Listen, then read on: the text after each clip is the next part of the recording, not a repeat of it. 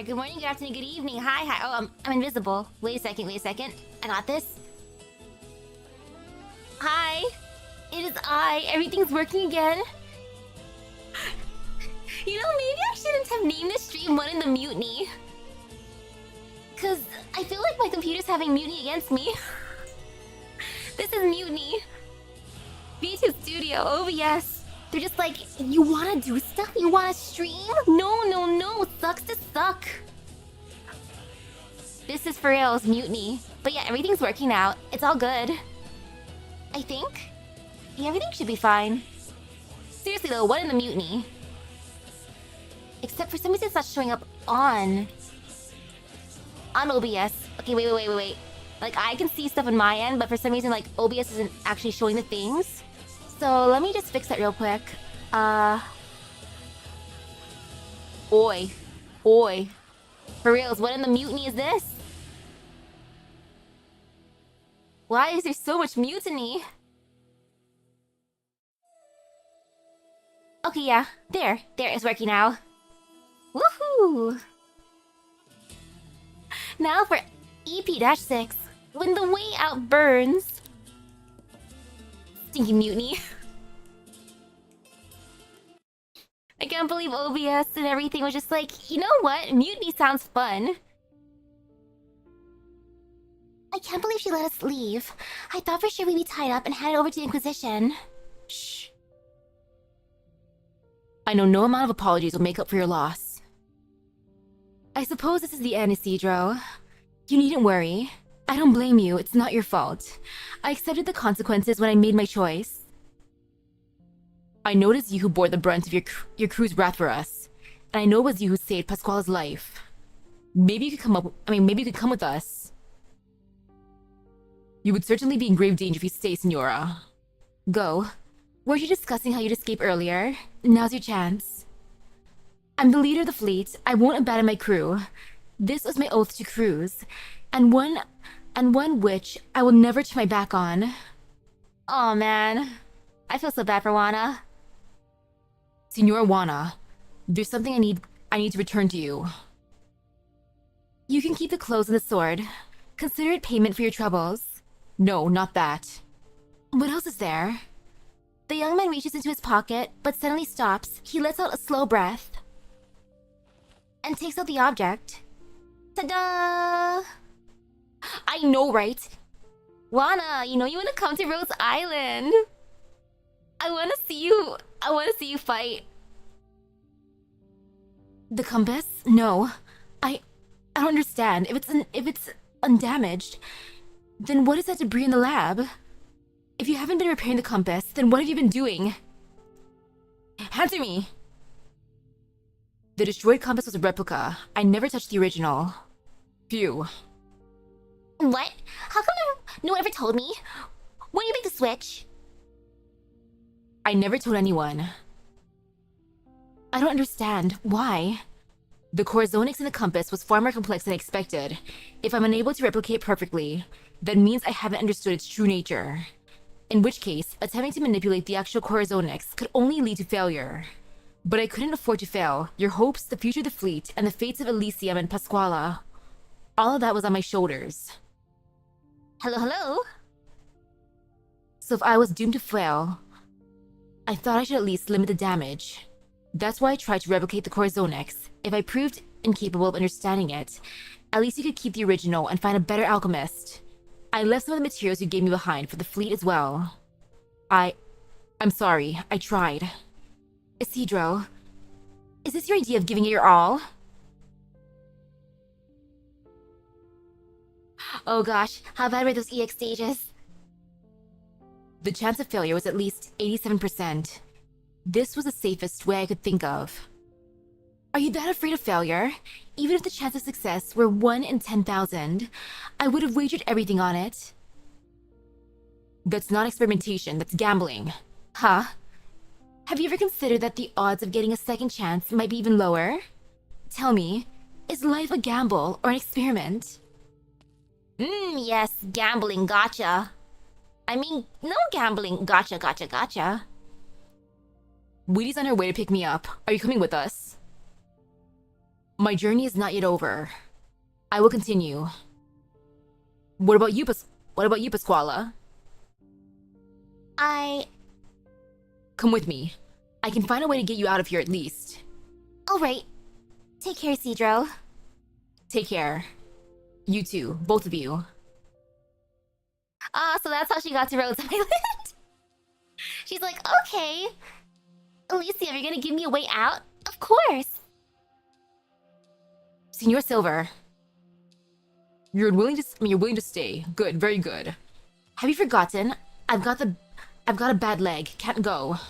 No, I haven't. You were injured during the second raid, correct? See? You've forgotten. It happened on the day of the execution. You treated the wound yourself, but it ended up infected anyway. Hypothetically, if I were a better doctor and fixed your leg then, would you have come with us now? Of course. I see.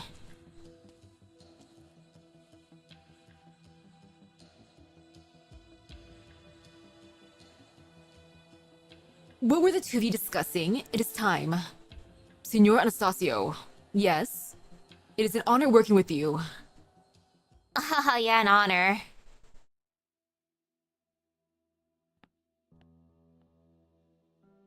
Where were you, Senora?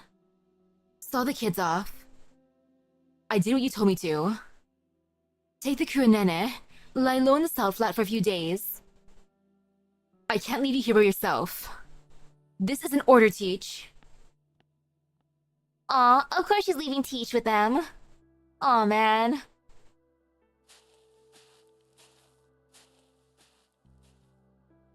Under the moon, Isidro walks by himself through the salt flat, leaving behind a trail of lonely footprints. A response to deal with an enemy that's very hard to kill. Ah, you know what? No fear, no pain. That's all I can say. He does not know how long he has walked. The entire night, probably. He feels like he has let a lot of people down, but does not know what he did wrong. Suddenly, he feels lonely and wishes he were with a friend. Then he realizes he just bid farewell to Elysium. Perhaps Weedy has already found him. The mission would have come to a close after confirming he was safe. Perhaps they are discussing the journey out of the flat and their next mission even now. As for him, he would continue his journey alone. Nothing wrong with that. No attachments, no responsibility.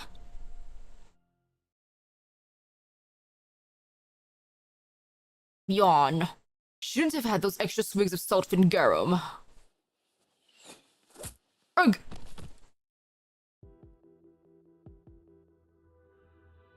The guards have been eliminated. Inform the Alguacil that the intel is good. Prepare to advance.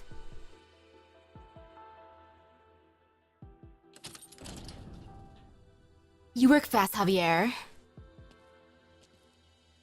4 salt cannons. Oh no, it covers 75% of the stage. Ew!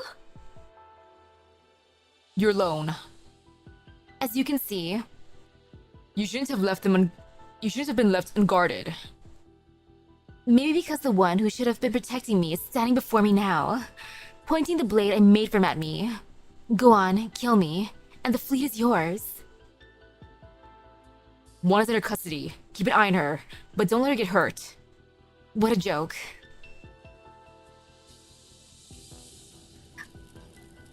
How did you find this place? Which Finshit sold us out? Even now you think of vengeance? Meet your end, villain! Gah! What of the compass? Have you learned anything? Nothing, Senor Alguacil. It's all rank and file thugs who can hardly string 2 sentences together. We won't find anything unless we go deeper into their base. Do not stop without my direct command. Everything here must be cleansed with fire. There is no reason to allow such tools of sin to continue to exist. Sir.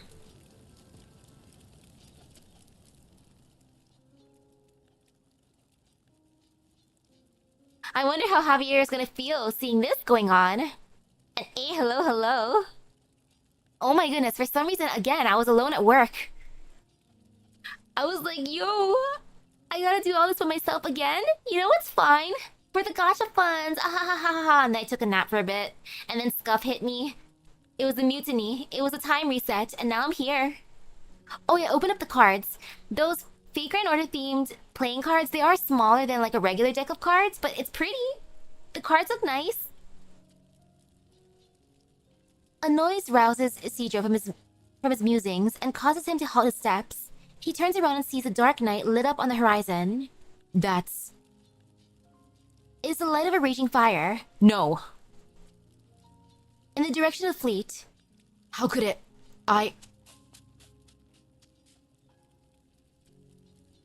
Isidro steps forward without hesitation. It is a decision made not with reason but pure impulse. He runs as if his life depends on it, retracing his old set of footprints towards the direction that he came from.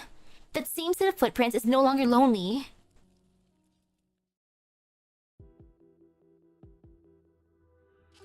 Well... Don't bother searching, you won't find it. The sailors told me that the kid screwed up. The compass was wrecked. It'd be of no use even if you found it. Do not think to presume whether it is of use to me or not, bandit. Yeah. Pardon. I've safeguarded the compass for nearly a decade and slain all who reached for it. Even if it has become dust, I must see this dust with my own eyes. Yeah, slain all who went for it, sure. Except for Pasquale. Where's your leader? We had a deal. One will be spared. And how does your agreement with Silver concern me? Surely the woman fled with the compass, yes. This tale of alchemical failure, a ruse. A lie. To protect a woman for the sake of your own desires, you two ought to be cleansed. I'm not lying. Juan doesn't have the compass. Whatever's left of it is of no use to her. It's the alchemist and his lab you should be looking for. And where would that be? Second tent in the back row. There's a secret door leading to the lab. More lies. Do not make me cut you down where you stand.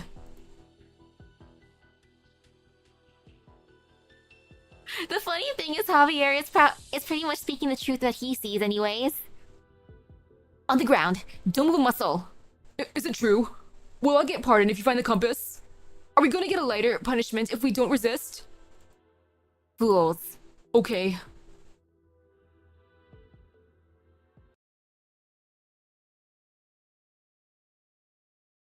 Javier's like, maybe I should not have made that deal after all. Ahahaha. Like, well, man, a little too late for that, you know?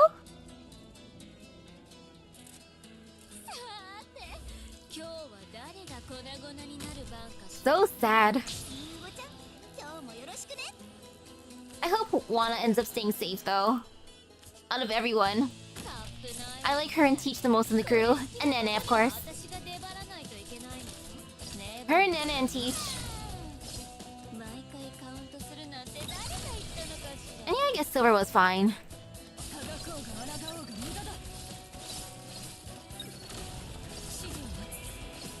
Like, overall, he was actually a decent person.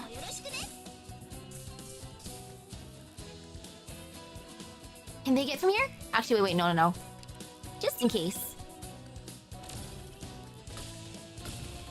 Oh wait, I'm curious. How did this go?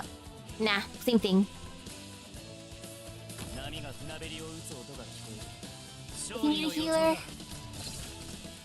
I guess I'll see if he needs a healer or not.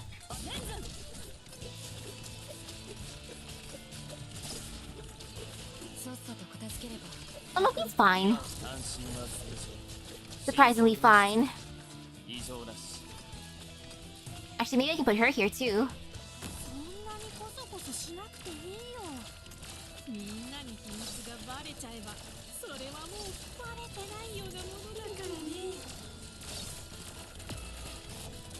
Oh wait, that was kind of bad, never mind. So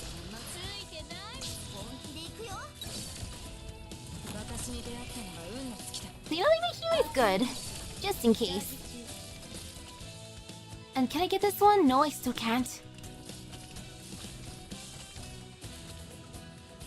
Oh wait, that's why I can't get it.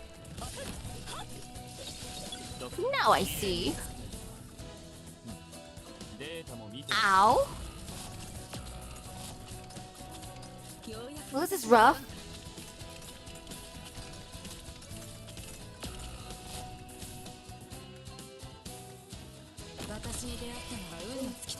Actually, no, it's still fine. I can always just put people here and then have them attack from a distance. Like, they don't have to attack from right there. I don't have to spawn camp. I just felt like doing that because I'm silly.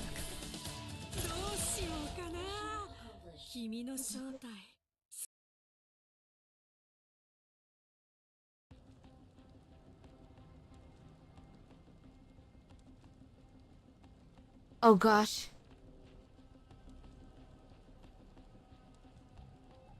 And now let's see.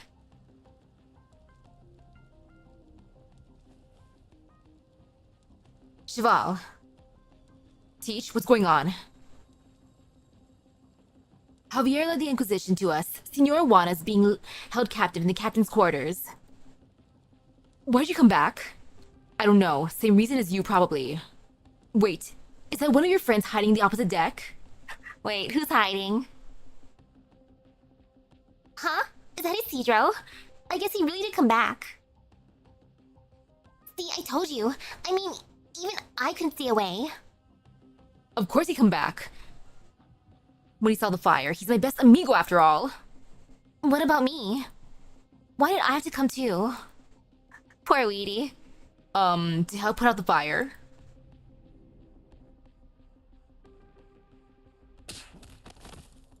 Ugh.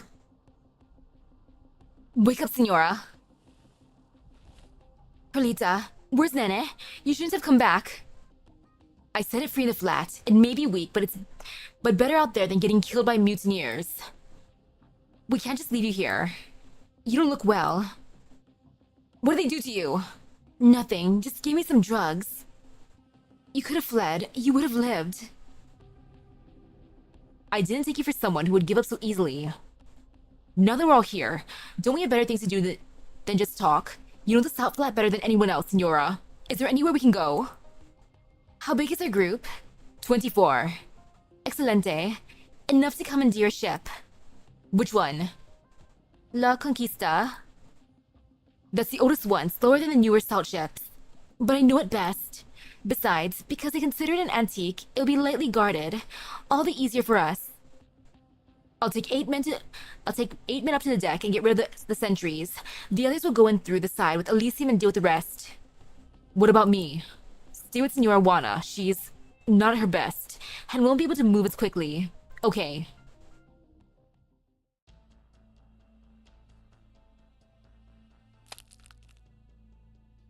What's that noise? Arg. Bunk. My aching bones. Maybe I'm getting too old for this. You know, it's a good question. Who did I put in my 3 new rooms? I know I put people with low trust with me in there. Because I wanted to spoil them. The guys on the deck are out cold. I tossed them overboard. Good. Climb the mast and be ready to hoist a sail at my command. We need full speed on the double. You done over there? We got the ones below deck. A hand, please. Now we wait for the boss. Search inch by inch. By the Aguasel's order, we must find the compass. Yes! Finish Ryuki! And then gonna start Dragon Knight, because why not? Comparing contrast. Oh my goodness, though, Ryuki. I think the canon ending was more savage than the movie one. Like, ah! We turned every room upside down, but haven't found anything remotely like it. Keep looking. Don't miss a single nook or corner. Yes, sir. Senores, the Aguasel has issued new orders.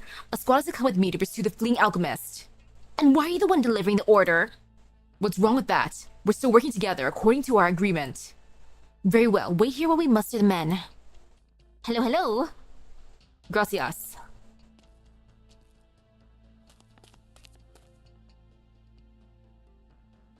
What is Javier doing over here? No idea, but he's gotten rid of the warrior priest for us, even if he didn't mean to. When they leave, we can continue behind those tents. They won't be able to see us from any of the salt ships. I can see you've become an expert at sneaking through our base. Hang on, we're almost there. Okay. Wanna please live? Go onto the deck first. I need to fetch something from the lab. Be quick. Ooh, I got a notification from Target. Is my order ready? Am I gonna be able to eat dinner, aka a protein shake? Let me check that out real quick. And yes, I ordered protein shakes and some other stuff, but ooh, yay, my thing is ready. Yeah, let me get my barcode and I gotta send it to my bro. Okay, pickup orders ready. Show at guest services. I'm getting some strawberry protein shakes and some other goodies. I want to eat some sugar cookies later on tonight, maybe, or tomorrow. I'm not sure, depending how I feel. Okay, order ready. If you pick up anything else from somewhere, please let me know. I wonder what little bro wants for dinner. He's picky as heck.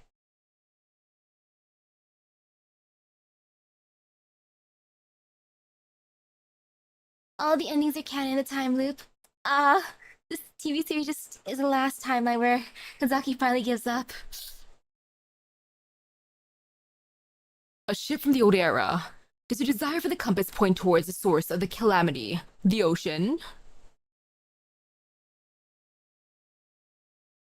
They have an algorithm that can predict when a woman's pregnant with shocking accuracy. Yo, that sounds amazing! That sounds kind of cool.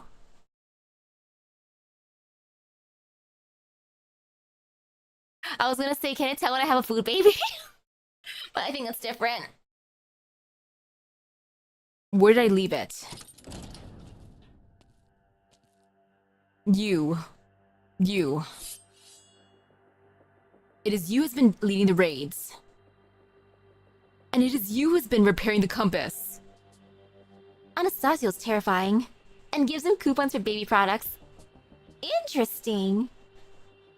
If Target ever gives me coupons for that, I'm gonna be so confused. People always tell me to look for the good in others. The truth always proves them fools. When first we met, I knew you intended to take the compass for your own sinful alchemical research. I was right. The compass is no more. I was trying to scrape what's left of it off the transmutation table.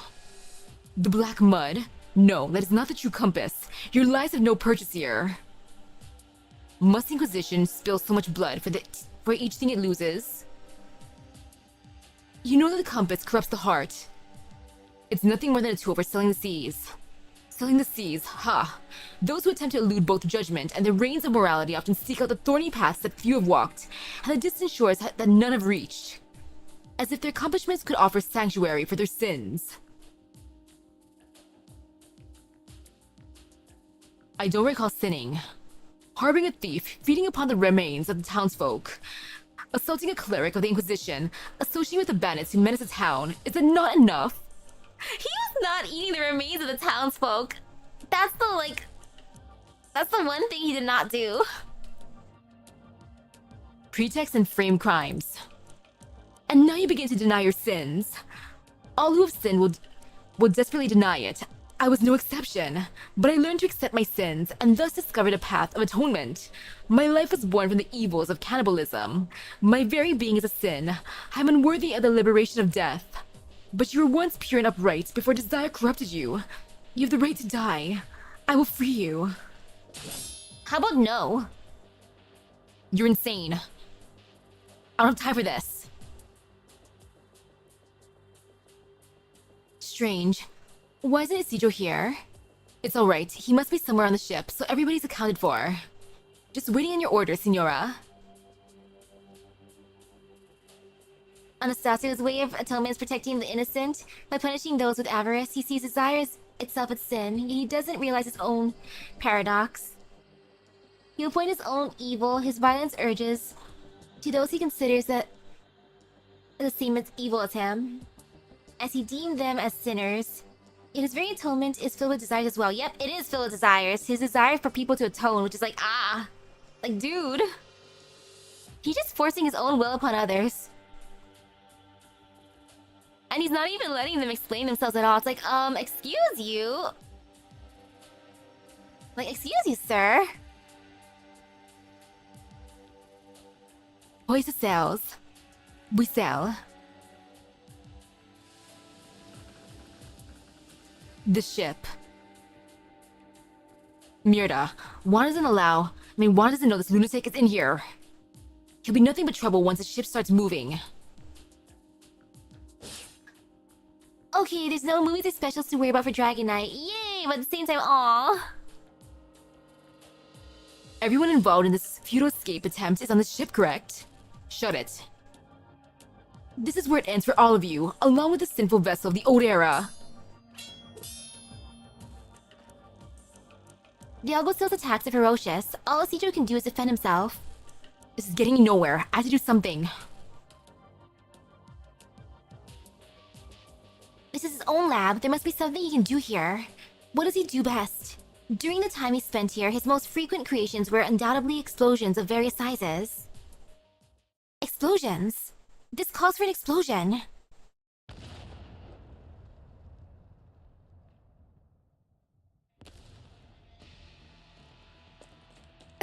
Ugh. Thorns? Finally, you were starting to scare me when you went down to the lab and didn't come back. I ran to someone from the Inquisition there. I thought we cleaned out the cabins. I don't know how he got there. He just came in all of a sudden, looking for the compass, and wasn't in a mood to negotiate. I had to blow up the lab to eject him from the ship. Him and half of the ship. Good work. Is there anything in the lab left, though? Maybe. Very well. We're going into the skeletal reef. The ocean lies just beyond that. You might have one last chance to repair the compass before we arrive. Senor Silver, the Alguacil is still on the ship. We must come to his aid. No. No one could survive an explosion like that. Except for him, he's a cockroach. But the Alguacil... He's probably alive. He was impaled earlier and he just shook that off like nothing. I said no. We let his martyrdom go to waste, sacrificing the living for the sake of the departed. But what if he's still... Everyone needs you now more than ever. Take inventory of the confiscated supplies and run out the prisoners. This is an order.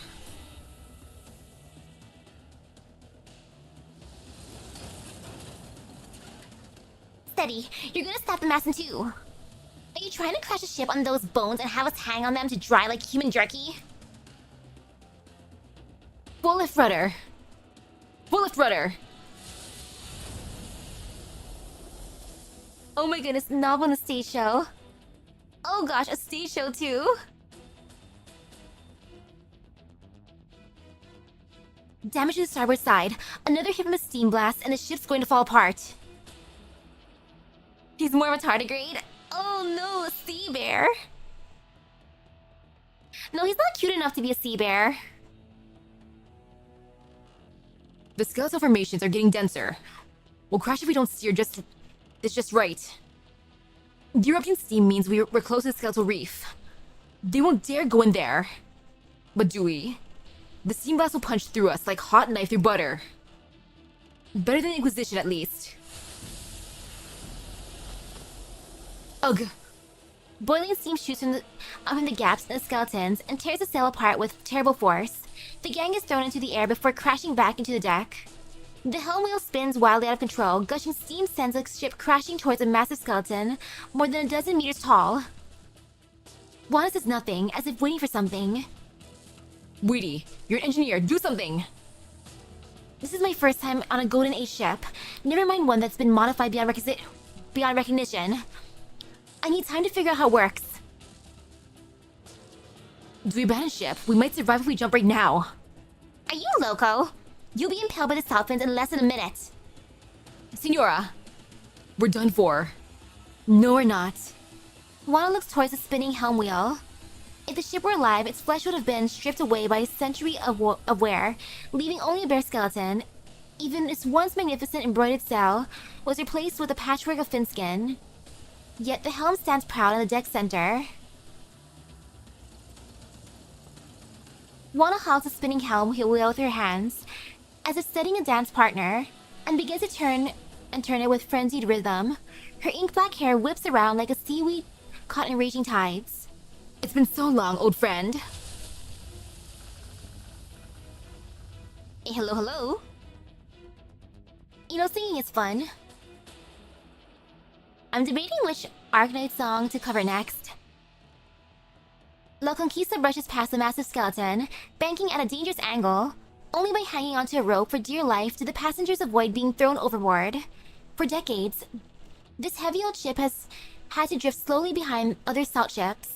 Now, though, it darts through the bones, riding upon the wind as it once navigated treacherous reefs with Juana at the helm. Senora? We're in course again. I'm alive? Do I have all my body parts? Am I hanging off a piece of bone? You said you only needed me to put out a fire. Well, figuratively, right?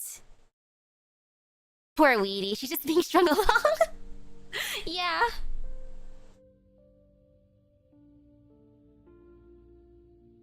Like, this is all craziness. Yeah, she should request extra pay. And I feel like it must be extra painful for her because, you know, she loves cleanliness, and look at where she's at. She's on an old rickety ship. What's the situation, Thorns? How much of a lab is left? They sat in silence before the carnage. I managed to salvage the transmutation table. The outer casing is gone, but the output's stable enough. As for the probes, this is the only one left, pretty worn but still usable. And we still have a little bit of alloy and originium scavenged from the antiques. I don't know if it's enough, though. Anything I can help with? Are your fingers as thin as a probe needle? A long rumble interrupts the conversation as Elysium places a hand on his belly, looking embarrassed. At this rate, they might be soon. We don't have much food in the ship. Let's go find some.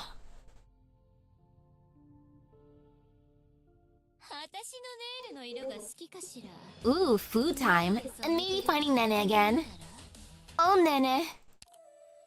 A flower that blooms rot. All living things decay. The more the devout seek atonement, the heavier their sins become. I want more Nene. I want a Nene plush. The sun sets, the crew shivers in the cold night of the salt flat. They had to practically turn the battered ship upside down to find an old pot and some even older dried fin. The pot begins to emit a sliver of warmth with the help of Wheaty's bionic sea dragon. It's so cold. We've used up the wood that we scraped up. Leaf will have to do as a makeshift brazier for now. It was only designed for warming hands, though. This is the best I can manage in terms of cooking. Getting something warm to eat is more than enough. We don't have much in the way of food or water, enough to last us 2 or 3 days at most. I would have Nene as a little hat. We have sacks for gathering rainwater, but the weather in the South Flat is unreliable at the best of times. Could we make use of the steam outside? It's unsafe for drinking. It carries microorganisms from deep underground. I could distill it. Focus on fixing the compass first. Anyway, our priority now should be finding a way to last through the night. Night on the flat is no joke. We're low on food and we've got injuries. Get too cold in your sleep and you might never wake up. Really? It could all be over just like that? What if we run into a salt fin? It'll be fine. I can use my expertise to send it a message, telling it that we're here to prepare to die. How can you be so absolutely awful at reading the room? You learn to live with that. He's the only one who could run his mouth in a situation like this. Look out. La Conquista runs over a bone and gives a violent jolt, setting the pot flying with the food inside. No! Elysium leaps out to catch it, but screams as it burns his hands. Isidro steps forward and thrusts his sword through the handles of the pot, saving their dinner. The heat from the bionic sea dragon has dissipated. The heating function is just broke. Give me a second, I'll fix it. Ugh, it's so cold. Achoo. I can synthesize something that emits heat. It shouldn't take too long. Save the materials for the compass. I'll worry about the heat. Achoo, achoo. I'm sorry. Can I have a little more blanket? I'm really freezing. Stop worrying about Stop worrying about who's is who's. Everybody, huddle up. Isidro, stop sulking over there and get in here. Count your lucky stars you get to snuggle up with to a once-in-a-lifetime hottie like me. Hey, who threw a blanket over my head? They're huddling for warmth. Juana blocks the opening with her body. Teach helps Pasquale wrap herself tight, with only her face peeking out, grimacing from the cold. Elysium and Weedy are struggling to move their stiff fingers to pick up the food and put it in their mouths. Isidro wants to go back to the transmutation table, but realizes that his frozen fingers are of no use when he picks up the probe. La Conquista sails aimlessly with the wind. Brr, where are we going? No idea. Deeper in, I suppose. So we don't know where we're going. We don't know when those fin shit preachers will catch up to us. And we don't even know if I'll freeze to death in my sleep or if the ship will hit something again. What's gotten into her? I thought she'd be the first to find the warmest spot to lie down, maybe steal her blankets and we're asleep. She's just a child. She's asleep with a bit of a fever. See if she has any useful herbs in her pocket. If I'm gonna die here, I want to sleep in my old home one last time. That big house, my bed, my blankets, my bathtub, my prettiest clothes, all lined up. All the food I can eat, all the money I can spend. No more getting kicked out. Getting kicked hurts so bad. Rolling from one end of the street to the other. I just want to go home. Want to live a better life. Don't want to die. Not here. I'm sorry, Weedy. I didn't think it'd be so dangerous. I really shouldn't have brought you here. Don't worry about it. I came to help.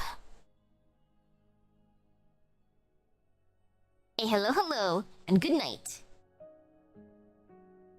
If we make it back to Rhodes Island in one piece, I'll give you a month's worth of pay, I promise. Heh, no need for that. Go to sleep and we can talk in the morning. Okay. Thorns, what are you up to? Fixing the compass, otherwise we'll never make it out of skeletal reef. The way the ship's shaking, I need to build an arts field of sufficient complexity to stabilize the corsonics. Otherwise, the entire compass could fall apart the moment I try to disassemble it. And even if such a field is possible, I'll need a steady hand to carry out the rematerialization process properly. The slightest trembling when etching the liquid originium circuit into the corsonics could ruin the whole material. Plus, when tomorrow comes, I'm not sure if we could... Elysium's like, okay, you got this, bro. It's no surprise he's tired. He's been learning the helm on the fly all day. He's never done anything like this before, has he? No, his training was in communications. Get closer, the temperature's still dropping. It'll be warmer if we huddle up. Perlita, do you want to... Signora... Yes? Papa said he used to sail the seas. Is that really blue? Papa, will you take me to see it? When I grow up, I want to sail the sea. Perlita, you... Juana had told that story while holding young Teach in her arms, so very long ago. She places a hand on Teach's forehead. There are wrinkles on it now. Teach is a fever too. Do you have any herbs left? Let me see. Here.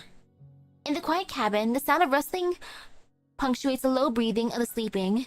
Isidro places both pot and rack on top of the repaired bionic sea dragon and prepares to boil the herbs.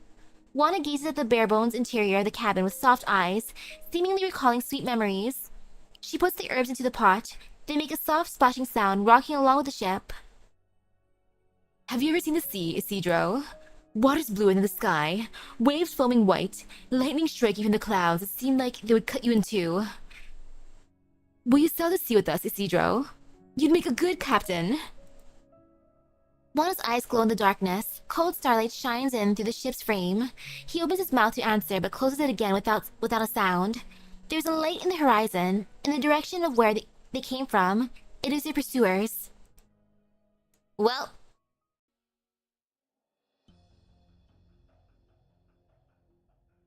Canvas, finhide, wood, relics of the Golden Age, but virtually no food or water. You were desperate. It always takes such dire straits for man to understand the value of order. Maybe. Subservience to order has brought you food, water, and shelter. Do not forget this. My mates understand Parley. They'll keep to the agreement. Very good. You'll make a fine privateer. One who answers to me.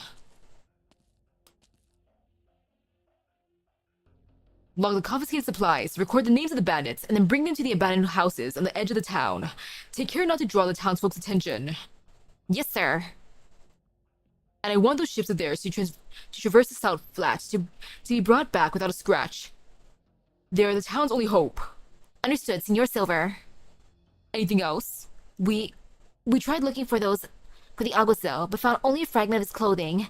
I left it on your desk. Very well.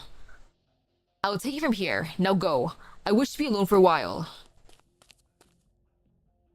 Anastasio, I thought you would save us all, but you never cared for anything other than yourself, did you? Yep.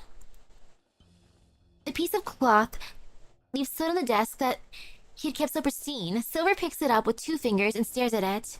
Finally, he throws it into the fireplace and starts wiping the desk clean. The same way he climbs the clock tower every day, gazing upon this town that has survived calamity both natural and man-made. You don't care about this country, this town, or these people. That's why you'll never understand. From the most prosperous harbor to the poorest fishing village, every settlement in Iberia that survived the sea went on to collapse in the chaos that followed. Aaron was no exception. I am the one who devoted half of my life to this place, who saved it from the tragedy of cannibalism and the terrors of tyranny. And I'm the one who will bring it salt ships that walk the land, who will liberate it from this barren soil. All you can see, Anastasio, is your stubborn, archaic faith. You will never belong to Aaron. You will never interfere with Aaron again. My Aaron.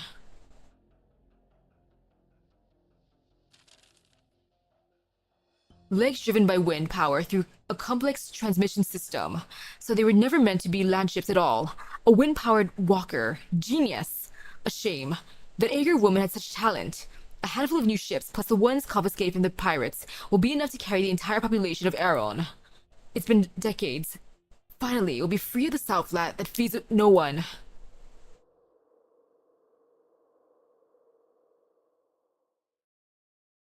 Uh-oh. Where did that sudden wind come from? What is going on? Uh-oh. Is this house really that drafty? I couldn't even light a fire. A few small tiny sparks fly out from the end of the match, only to be extinguished in an instant. Oh no! This point of view! A tiny flame sways in the wind. The flickering light illuminated the darkness. His eyes begin to adjust and take in his surroundings. Punch him! He sees a face, skin pale as salt, punctuated by the red-brown stains, wet hair hanging feebly off his head like entrails. Yeah, just punch him. The face of a dead man. You... No one could have survived that explosion. How did you do it? What are you? On our first meeting, I was wounded walking the flat on foot to reach Aaron. You asked if I needed help. At the time, you thirsted for nothing more than to aid me. Now, when you hounded the clerics coming to my aid, when you gleefully imagined my death, what was it you sought? You were also corrupted by desires, just like the others know. Oh no! Okay, I feel bad for Silver in this case. Like, Silver was actually caring for his people, like, legit. But... Not a word comes out of Silver. He grabs at the air as he collapses, but only manages to pull out the drawer. Gosh darn it! Like, come on! Come on, Anastasio! I want to punch him. Flower petals pour out, covering him in them. Dried flowers, rotted flowers, flowers that had been turned to dust, flowers from a few years ago, from a decade ago, from decades ago. The flowers that the townsfolk had offered to their Qualificator and gratitude over the years all poured down upon him, and he saved all of their flowers too, which is pretty adorable actually. Flowers?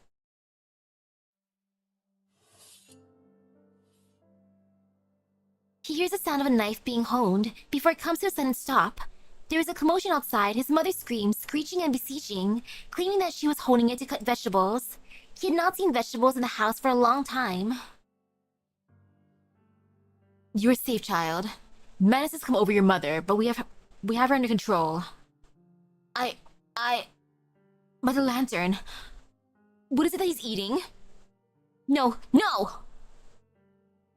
He screams hysterically like his mother, waving his hands wildly, trying to cover his own face. Fearing that the clerics would smell the flesh, see the scraps by his mouth.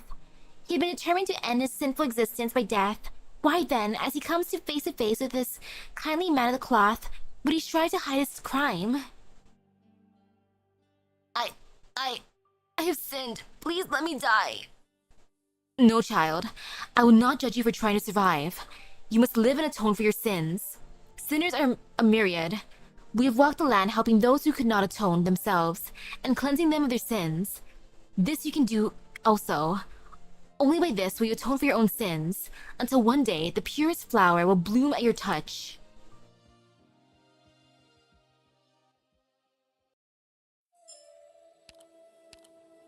My compass!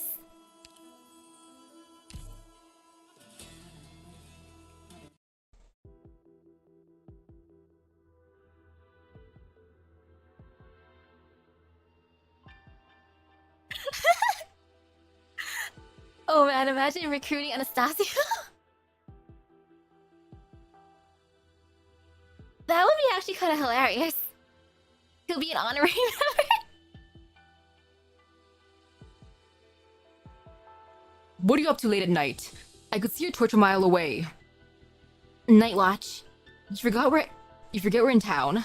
No Salfin's barging into the camp at night, and the roof above your head isn't getting blown away by a south storm. I know, just not used to it. Room's too hot, the bed doesn't shake, I can't sleep. Besides, something's not right here. That Qualificator Silver brought us here, but where is he? Probably just thinks he's too good for us.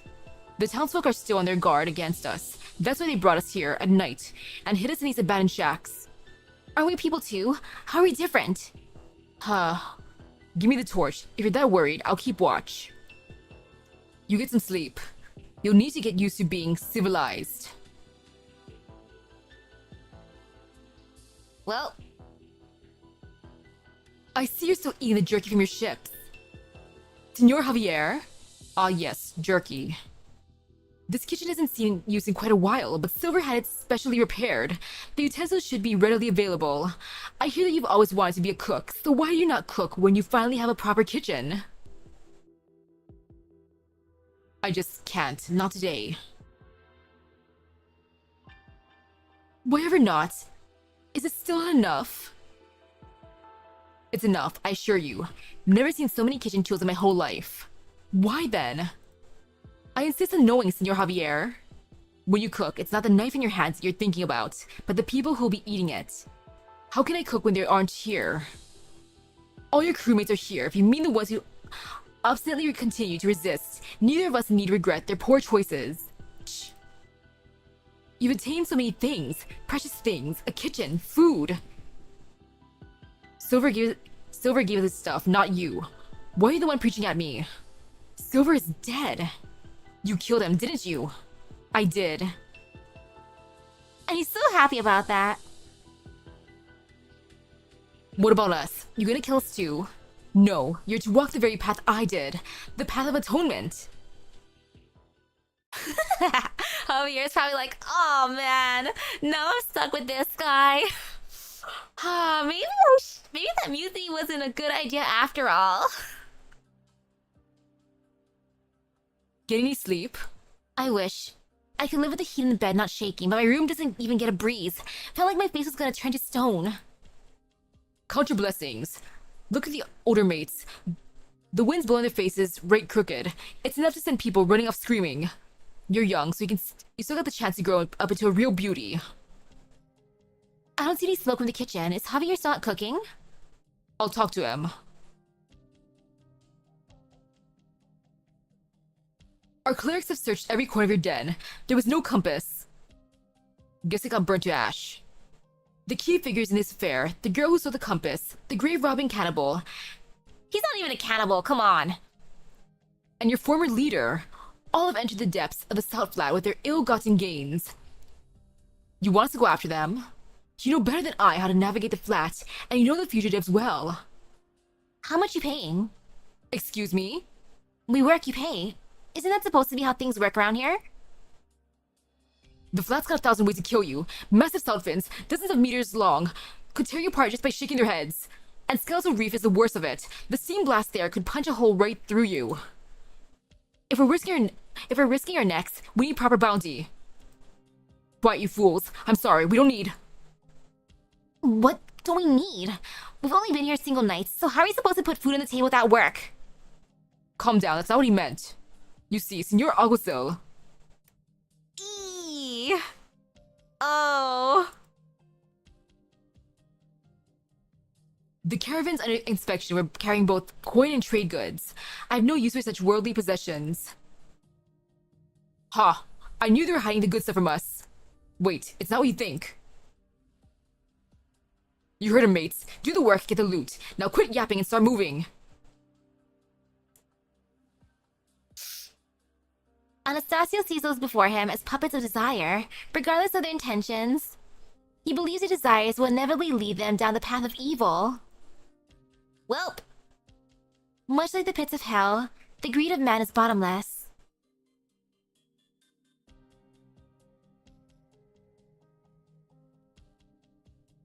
Are you an idiot? What do you think happened to Silver? Church conspiracies are above my pay grade. Best I can do is play the fool. There's no conspiracy, Roos. Silver's dead. Anastasio killed him. He's no schemer, but a complete lunatic. And now, there's no one to keep it in check. You got a better idea? You know how the others see you. Your word as a leader isn't even worth a hot meal. Not that you're even cooking anymore. I can only defend you for so long, Javier. Fine, let's board those ships.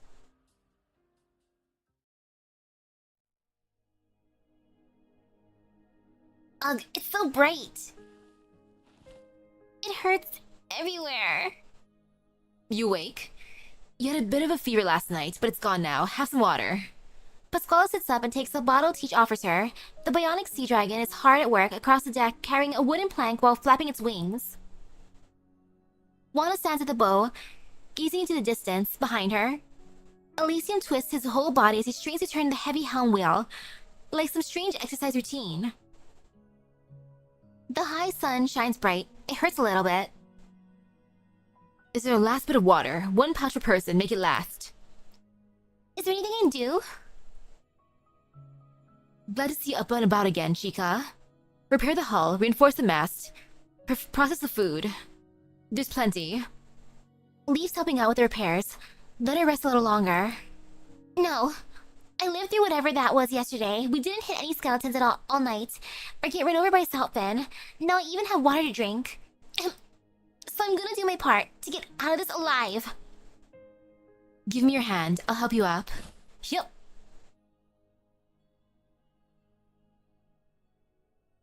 Here, your water. And your portion of jerky. We talked about it and thought it would be best if you focus on fixing the compass. We can worry about everything else. As long as we have that, we'll find our way. As for the rest, we'll cross the bridge when we come to it. How much time do we have? According to Senora Juana, they'll catch up to us by tomorrow morning at the latest. That's soon. That's not nearly enough time to fix the compass. Just do your best. If you can't get it done, she said she'll risk the skeletal reef. Compass or not. And this is for you. What is it? A modified communicator. It'll let us talk even in the most extreme environments. Okay. Finch it. I see sails. Sails. Southwest. You stay here. I'll go help. That's soon already. I can see their sails. Increase speed. Catch up to them. I wouldn't recommend that. And why not? Based on their current heading, if we did, we'd only force them into the skeletal reef. What of it? That's no place for mere mortals. Sure, maybe they'll die there, but we can't get in there. We can't get in either. Irrelevant. Please reconsider, Senor Alguacil. The compass will probably get destroyed too. That is not your concern. I've sailed the South Flat for decades. I know how to stop a salt ship. At least, let me try. It'll prevent a lot of needless deaths. Do not squander this chance, Senor Javier. You have very few left. Javier! Javier! What are you thinking? It's been years since we pulled off something like that, let alone against Juana. Well, Ruth, any better ideas? I know it won't be enough to stop her, but forcing them to change heading is still better than hurrying them into the skeletal reef. And if you fail, whatever's left of your authority will be gone. You'll lose control of the fleet. Neither will groveling to Anastasio help me keep it. Just listen to me, one last time. Maintain a steady speed with the ship, and have another go around to cut them off from the east.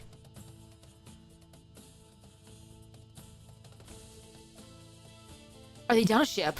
Did it hit a salvage or something? No one taught by me would make a mistake like that. On flat land, no less. Eye sharp, every last one of those salt ships is faster than this antique. They could easily cut us off before we make it into the skeletal reef.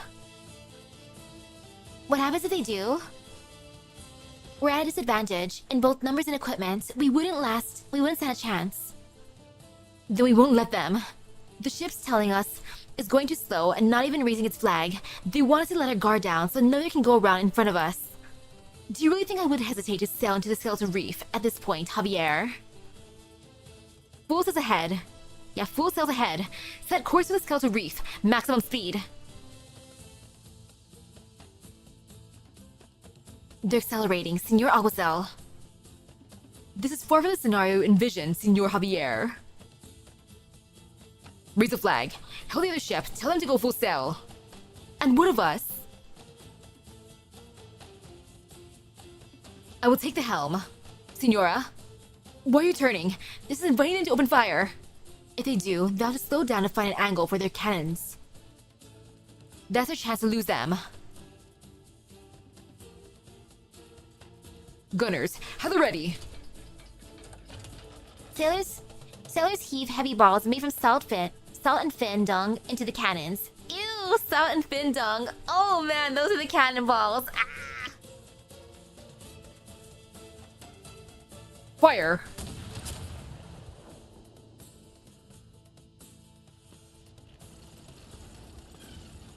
Once again, Juana dances with her helm. The rudder carves through the salt flat, as if slicing its flesh, while the massive ship tilts and glides across the salt desert at an impossible angle. Salt cannonballs whistle past, landing only meters from La Conquista and spraying salt everywhere. The sails push the ancient ship towards the heart of the flat, where few have tread. A rumble stirs within the salt cloud. Pasquale appears through her blurry spyglass, straining to identify its source, only for a wind-filled sail to suddenly consume her view.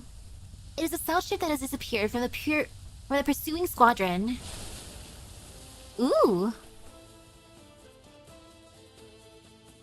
Pasquale puts down her spyglass with a jolt as the ship, trailing a billowing cloud of salt dust, barrels straight toward them. It's gonna hit us! Evasive maneuvers! Evasive maneuvers! No. That's what they want. For us to slow down or turn. The main sails of the ship are at the bow. It's not designed for ramming. Let them try. If they do, they'll never catch us again. Forward! Rough! I do gotta edit that. It automatically adds in that one link. I've been lazy though for edits. I'll be good eventually. The sound of the canvas straining in the wind fills everyone's ears as La Conquista charges on, evading the stout ship's interception. For the first time in decades, it rides proudly at the head of the fleet again. You're out of your mind, Juana. You should have known that the moment you mutinied. Catch them. I mean, this game uses sanity, so I am technically losing all my sanity. Javier. Fine. I'll take command. Full sail ahead. Javier stops giving orders. He knows no one will listen anymore. He passes through the crowd and climbs the ship's bow. He sees the towering skeletons just ahead of La Conquista. The skeletal reef, a labyrinth of bones, the pulsing heart of the salt flat. A realm of death where no mortal dares tread. Yet, La Conquista sails toward its valleys, dauntlessly, recklessly.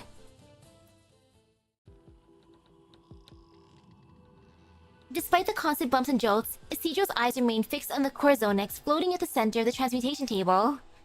Oh my goodness! Imagine working on that, on the compass, during all this crazy driving, sailing. Layers of art's energy fields have separated it. The insides glow with a metallic gleam.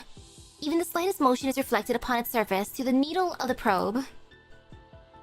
The rusted alloy has been successfully isolated. The newly added alloy has been successfully integrated. Now for the last step, to etch a new originium circuit inside the Corazonix. I can't afford to make a single mistake. There is no time to test the effects of the circuit. We've only one chance. Steady, steady. Another jolt sends the dismantled compass components on the table spilling onto the ground. With one hand holding the probe, Isidro draws his sword with the other and stabs the cabin wall with it to steady himself. El Dominio del Mar. If the pirates can fight in the wind and waves with this technique, then I can use it to steady myself amidst this turbulence. With each tug of the ship, Isidro counters with a thrust of his sword. Soon the cabin is in chaos. A pot covers one of his feet, while a piece of canvas wraps around his leg. Oh gosh, the craziness. He pays no heed to them. The only thing he sees is the trail of liquid originium drawn by the needle of his probe. Almost there. Sweat runs down his cheeks onto his mouth. He feels control slipping from the hand holding the probe as his strained muscles verge on spasming.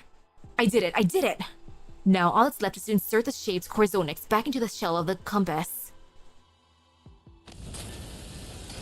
Arg! Ah, the craziness. Isidro forces his eyelids to open through the blood and salt, and sees the arts field beginning to go out of control under some kind of powerful arts interference. His probe lies on the other side of the cabin, needle broken into several pieces. The components of the compass are nowhere to be seen except for the outer shell. Oof!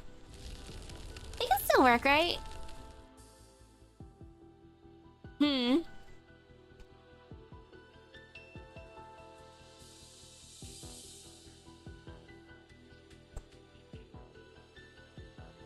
Under the pressure of the overloaded arts field, the newly formed Corazonix begins to tremble violently.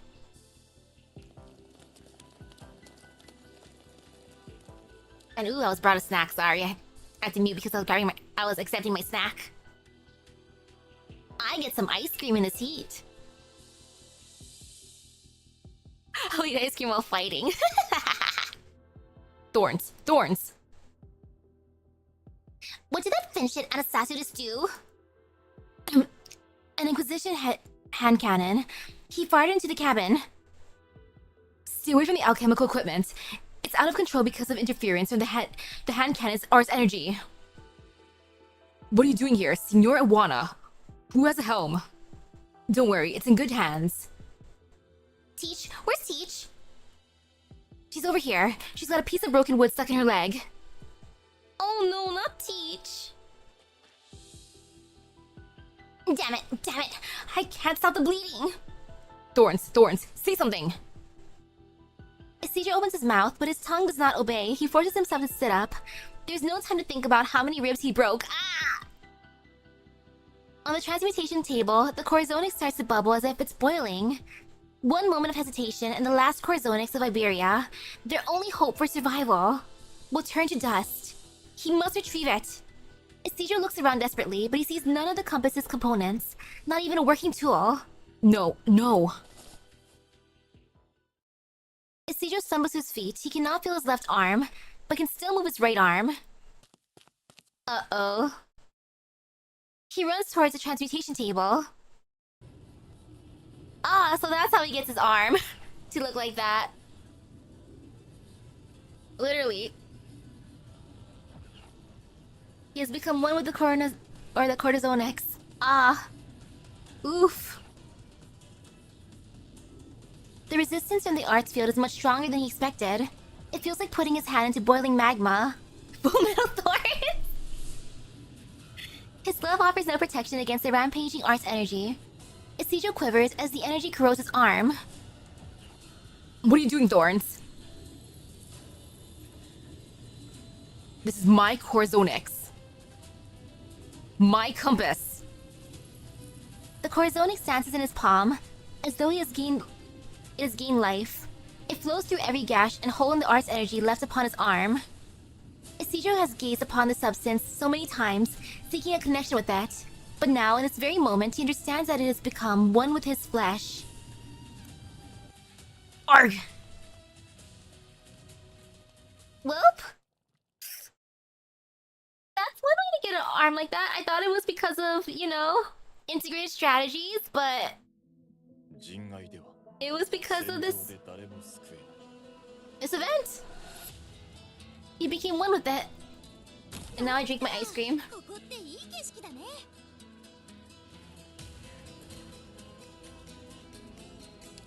Okay, I gotta set things up while I have ice cream with me.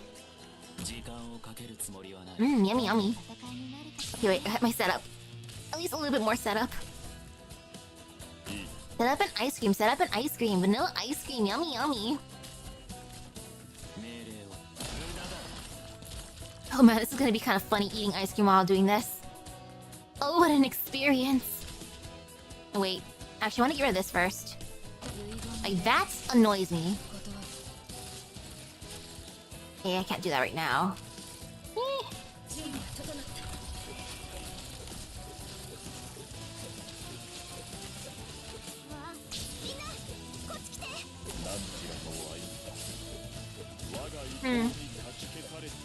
This is pretty good. This is pretty chaotic though. Eat a little bit more and then eat a bite.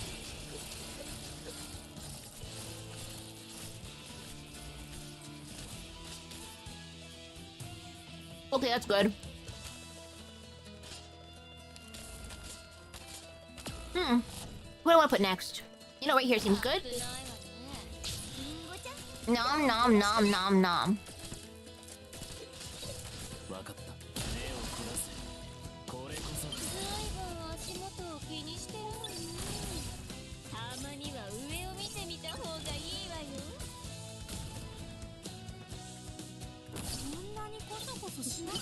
Okay, the bridge builders.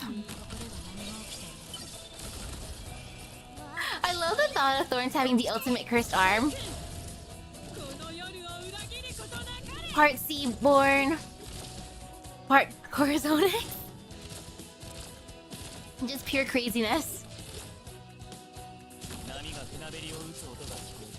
Oh, I'm so sorry, Thorns. You're gonna go down. My poor boy.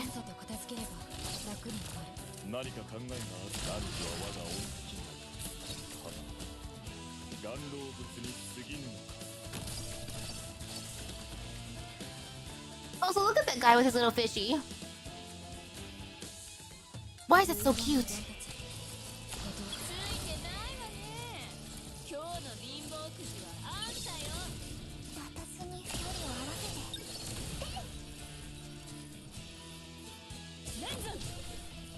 Okay, just a little bit more.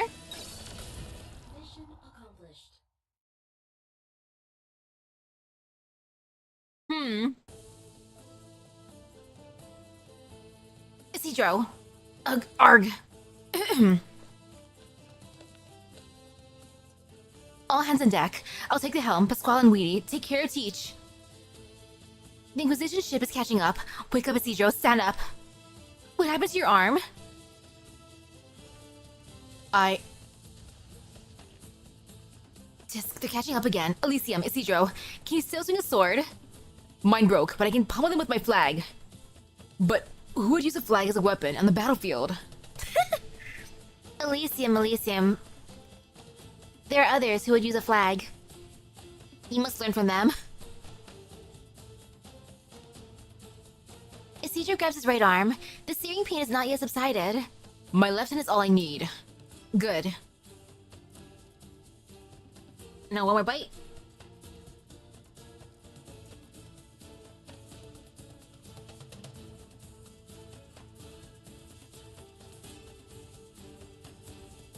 Okay, chewing ice cream hurts. But I wanted another bite. I mean, technically I can just swallow the ice cream, but... Okay, all good. Look out, they're loading. The wind carries the cries from the salt ship behind them. Fire!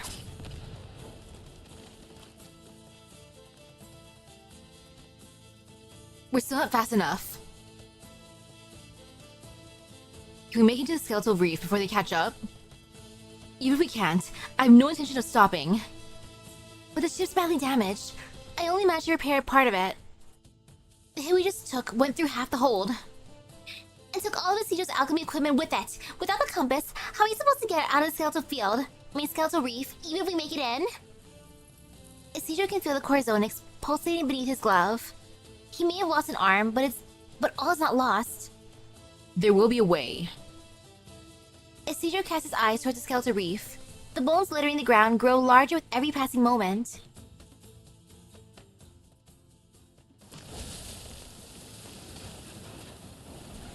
One kilometer.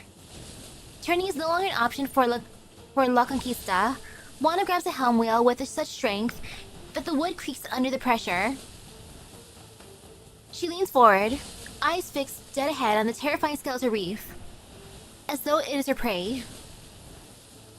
500 meters. A sharp grain of salt brushes past her cheek, leaving a mark. Pasquale squints into the wind and salt, but can only barely see the massive sails approaching from behind. 100 meters. Microorganisms have dyed the bleached bones crimson. This land has never seen such vivid colors, even before the sea came. 50 meters. Steam gushes through the holes in the bones, powerful and dense. At their end is a crimson mist of the color of blood, spraying into the wind. Oh gosh, imagine just standing on here while it's like shaking this badly. Ugh. And all the salt flying in your face. 10 meters. All breaths are held. La Conquista roars into the valley. Dozens of steam pillars blast off into skeletons lining the sides of the canyon, filling the space that it occupied mere moments ago. They tear through the sails like paper. The salt ship, following in hot pursuit, a monstrosity dozens of meters in length, is torn to pieces as though a toy. The mast, dragged down by the tattered sails, lies across the gorge before the steam breaks it two in half, sending the pieces plunging into the salt. Scraps of wood and bone fly into the air, forming a sharp, deadly rain.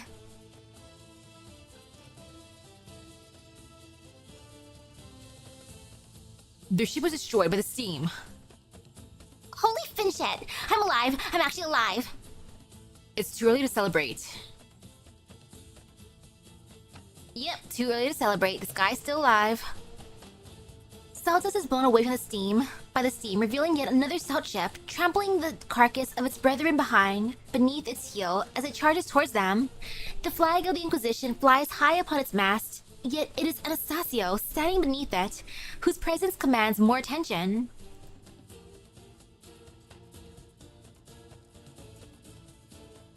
They've got guts, I'll give them that. Yeah, the quicksand salt would be horrible, like, ah. And the heat. Just pain and suffering. Let this be their burial ground then. Hooks! Dozens of hooks fly towards La Conquista. Most fall harmlessly into the salt, but a few find the gaps upon her hull. La Conquista's heavier than us. Don't try to pull it in. Let it drag us towards it. Board once you're close enough and take that ship. Taut ropes creak as both ships tremble. The sailors draw their weapons, sizing up the distance between the ships. Suddenly, a spinning helm wheel flies across the stern of La Conquista, snapping the ropes linking the two ships. The sharper-eyed sailors recognize it immediately. It's Juana! At the terrified cry, a figure in the black leaps from the La Conquista and lands on the salt ship. Have you already forgotten everything I taught you? You couldn't hook a bloody salt fin the way you're tossing those. She wants to take her helm wheel. Stop her! You fight like starving saltfin. No worse. Hold that cutlass properly. What are you trying to do, cut a steak? Don't kill Juana. All we need is a compass. Open your damn eyes, Javier. She's here to kill us. It's us or her. We've got to kill her for the reward. I was right all along, Javier. You're just her little pet. Well, I'm not. I want to live. I want to live good. If you don't want that bounty, I'll take it. Juana swings her helm wheel into the charging pirate, who falls to the ground in a heap, but the rest keep coming with even greater fury. Javier is left in the back. He grips his weapon tight, but does not move his feet. Javier! Oh my goodness, dude! It takes a while before he cries out. I said, don't kill Juana. All we need is a compass. But I'm going to kill you, Javier. Quit giving orders, Javier. Who do you think you are? Kill Juana. Her head will make us rich.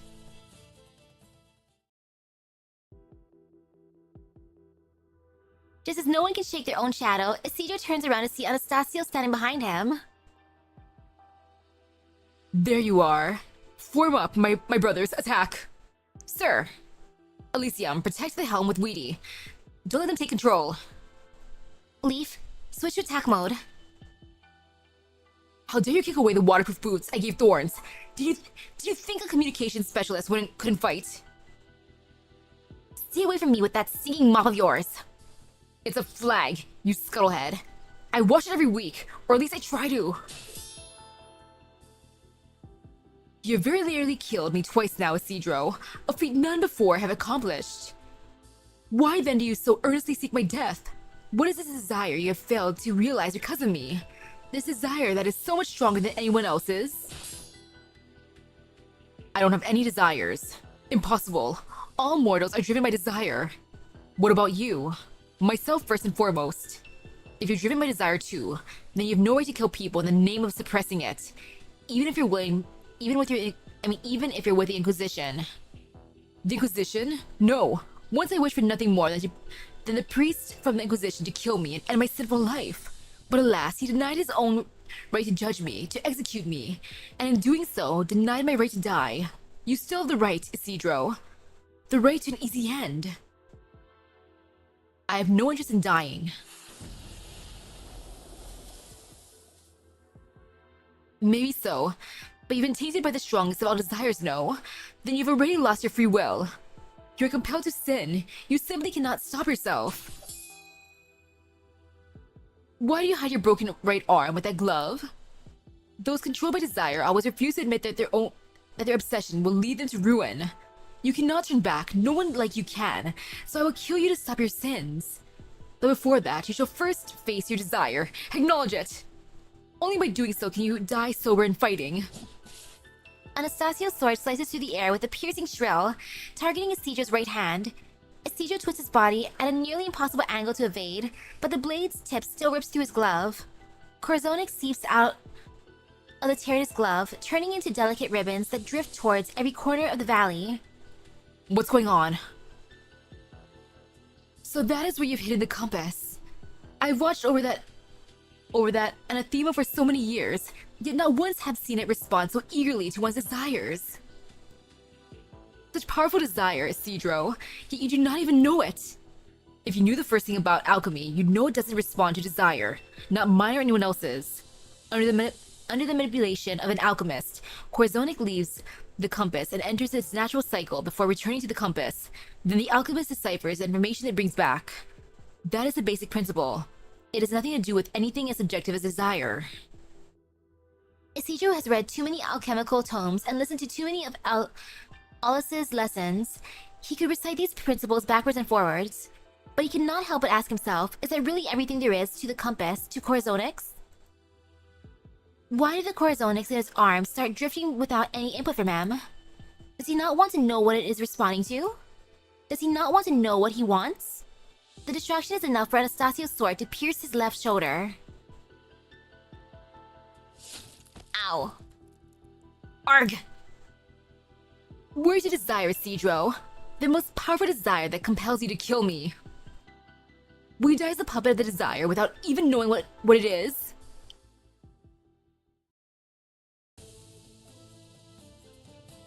Oh, it's gonna be fun bonking him. Found her. She's got someone on her back. Get her. Go! Can't run so heavy. Put me down. Go on without me. Grr. Pasquala? Pasquala! You can't run like this. They'll get us both. Drop me and run.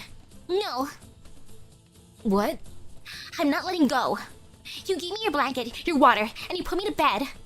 I'm not letting go. You... Yes, please protect Teach.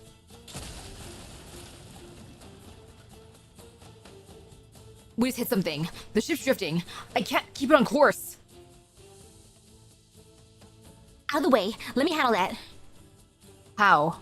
Trust in the liquid nitrogen cannon, but I may not get the output exactly right, so keep your hand on the wheel. You got it.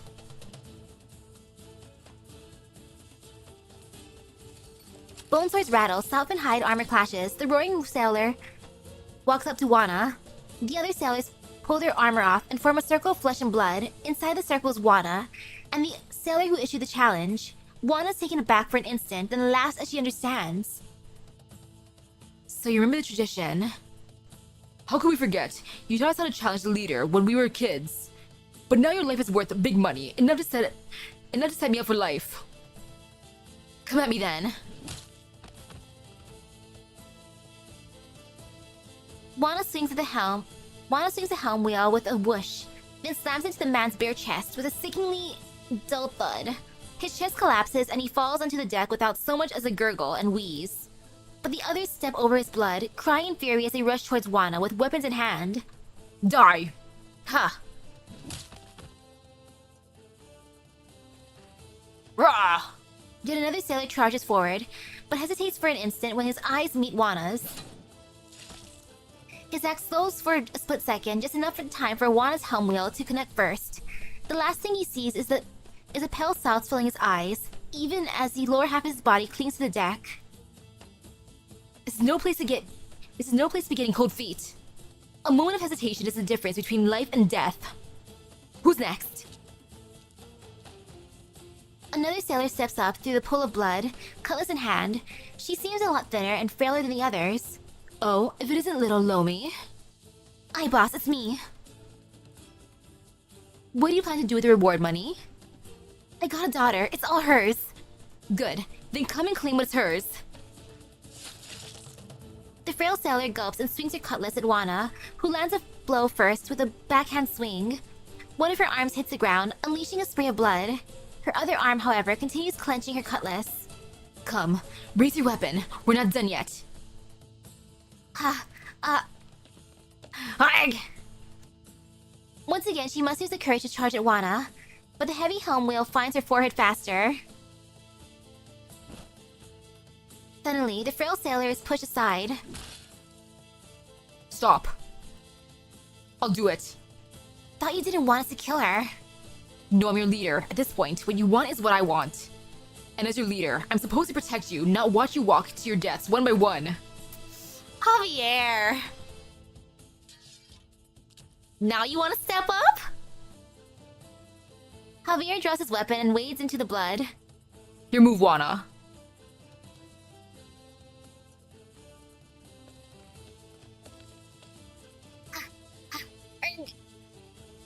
You can put me down here. I'm feeling better. I can fight. These chupa medias, they're like dolphins who smell blood. Can't shake them. You finally stopped. How many times have you taken what doesn't belong to you, dirty little thief? You got the nerve to still be talking here. Catch a thief and the bandit. Bring them back to the Inquisition.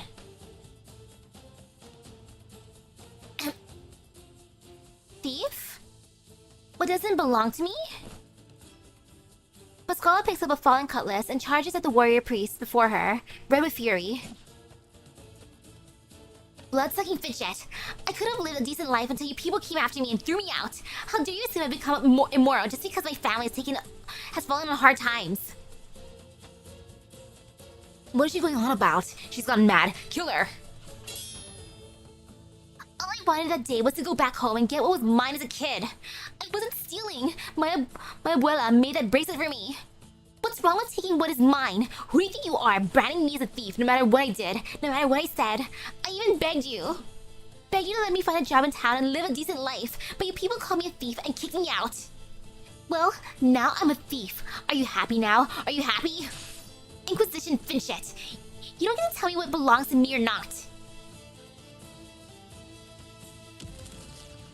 You know I'm rooting for her. Let you go, Pasquala. We're flying! Objectively speaking, the ship did, in fact, go airborne for a few seconds. I may have overtuned the LN cannon a tad, but don't worry. I also have a smaller water cannon to help slow it down. We're going too fast. I can't avoid the bone up ahead. Do something with that cannon of yours. I don't know if I can knock away a bone as big as that. Brace for impact. It's not fair. I just fixed the ship. There's someone here. Didn't we just get rid of you? Alright, I'll deal with them. Weedy, you fix up the ship again. Again. Javier's blade meets the helm wheel with a dull clang that echoes through the valley. He feels his arms going numb. Hesitantly, he strings a few words together in the gaps between attacks. Juana, what do you think you're doing? Killing traitors. No, Juana! If all you wanted was to kill us, you could have done so easily. Why hold on to the tradition?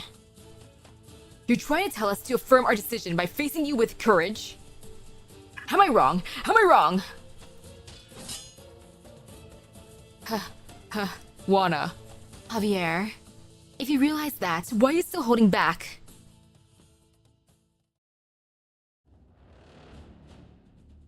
Juana really loves her crew. Isidro's left arm is shaking with pain. His sword has already left his hand. Under Anastasio's incessant interrogation, he finds himself overcome by an even sharper pain. The dispersed Corzonix once again converges upon him, having drifted amidst the salt and steam. You ask what I want. I want Juana to sail upon the seas that she's longed for all these years. I want Pasquale to go to bed with a full stomach, not wake up in the middle of the night from hunger. I want Weedy to go back safely to her research, and for Elysian to make it on time to that concert he's been looking forward to. The last one? I love that. Yes, and for Elysium to make it to that concert. That's the most important thing. We gotta save that for last. Yet all I see is how you people tear each other apart as you hasten to your own demise. Who precisely did that tragedy begin with? Juana, she who has forgotten the pain of the profound silence, she who is determined to ride to her doom, seeking thrills that live only in her memory. It was her desire that dragged Pasquale into the abyss. The girl who wanted nothing more than food at the table was made to steal the Inquisition's forbidden relic, blinded by the greed and promises of riches. And then the rest of your fellows, when you say you wish their lives to return to normalcy, have you given any thought to why they fell into abnormality? It was because of you, Isidro. Juana's desire infected you, and you in turn have infected more innocents. I know. People are affected by one another. There's nothing wrong with that. Everyone I met at Aeron kept their head down and their windows shut. No one spoke a word to each other unless it was absolutely necessary. Maybe it's the teachings of the Inquisition. Or maybe the trauma of the great calamity that's never faded from their hearts. I couldn't say. What I can say, though, is that no one should have to live like that. Hey, hello, welcome, welcome. Anastasio pulls his sword out of Isidro's shoulder. Carrying the red glow of the steam, the Corzonic returns to this place inside Isidro's glove and once again flows upon his arm. For an instant, he can feel the gushing heat of the entire skeletal reef converged upon his right arm. Go on, Isidro. If you finally decide to expose your true nature, then I shall hear your confession. Because of my mentor, for a very long time, I thought the ultimate end of human interaction was consumption and assimilation. Just like the Seaborn. I thought I would be consumed by others, just like I consumed them. That there would always be people compelled by someone else's desires, held hostage by someone else's decisions, ultimately losing sight of their own selves. In the years before I joined Rhodes Island, I did my utmost to avoid something like that happening. Like what happened to the people of Aeron. But now, I understand that the self I had tried so hard to protect was empty. There was nothing there. Even after I earned some money. I lived exactly as I had as a vagabond. I wore the same clothes, ate the same food, stayed in the same places, and did the same things. I didn't know what I wanted. Maybe I didn't want anything. Is it not happiness to live as an empty canvas? Is it not true freedom? Unlike your current self, the one forced to drag but mere innocent souls into the abyss, as you've done. Juana gave me a chance to leave. I chose to stay. Neither of us regrets our decisions. So if I indeed dragged Elysium and Weedy into this, then I should give them a chance to leave or stay. If you want to kill them, then I'll just have to kill you first. Isidro senses the once chaotic movement of the Corazonics becoming rhythmic. With each pulse in his arm, steam bursts from the nearby bones. It dawns on him what the Corazonics salvaged from the transmutation table is now fulfilling its intended function while attached to him. He wants to lead his friends out of this deadly skeletal reef, so it is guiding him by indicating the direction of the searing steam flowing through the bones. Anastasio is trying to do his job. Isidro tears his glove off. Ah yes, the cursed arm! Glowing Corazonics has filled every gash and hole in the art's energy had left upon his flesh. It is now as one with them. He picks up his sword with his right arm and points it at Anastasio's face. Ooh, now to bonk him.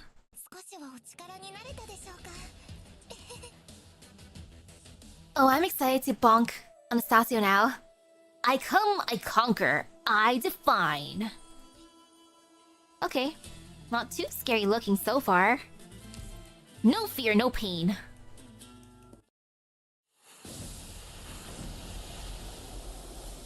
Whoa, I really did it! I actually took them out. Need any help, Weedy? No, I'm done here too. As long as you don't crash the ship again. Sure thing. Phew.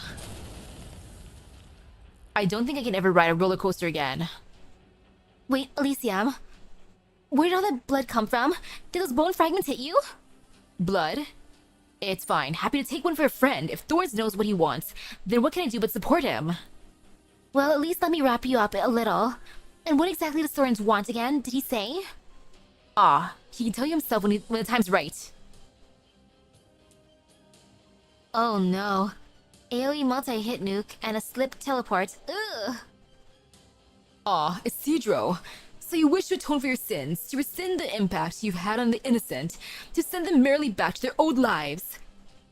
Is this an expression of your resolve, a reflection of your conscience? When they realize the end is near, many sinners turn to sobbing appeals for the friends whom they have implicated. Alas, that does not mean they have truly repented. How does one who knows not of their own their own desire, demonstrate the ability to suppress such desire, and to atone for the sins thereof? No, it is you who needs to suppress their own desire. You who needs to demonstrate that ability. Naturally, I've always said that desire cannot truly be killed. Even now, the desire to feed upon the lives of others lives on within me, and I must suppress it. I will cut off my flesh with my own hand and dispose of it. I will demonstrate that I can suppress my thirst for it, if only briefly. Isidro can see the grotesque scars under Anastasio's collar, marks of flesh that has grown back after being cut away. You see, desire goes endlessly, dragging more and more people into the abyss. Just you.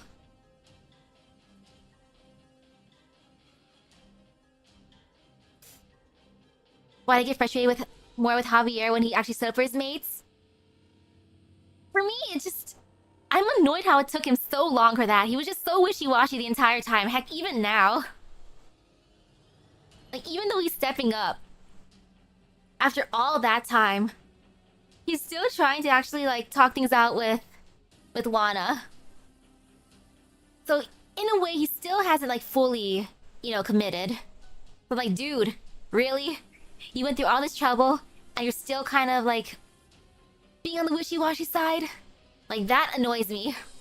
Like, if you're gonna do something like this, you gotta commit. How many have you judged and killed with a pretext?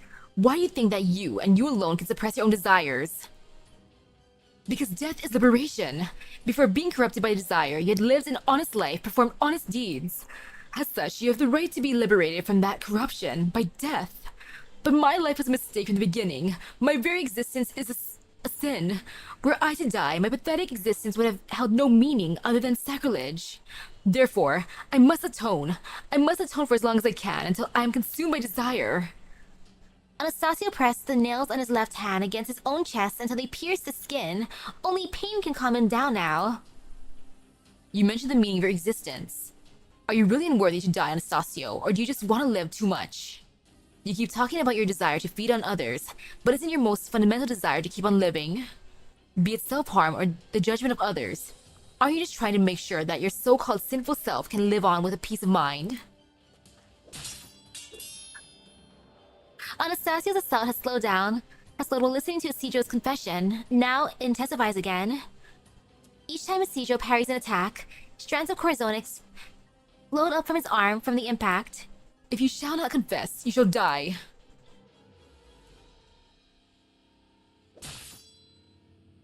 Look out! Chupa medias. Cojones, finish it! Don't you have an Iberia to save instead of coming after us? All for the damn compass nobody cares about.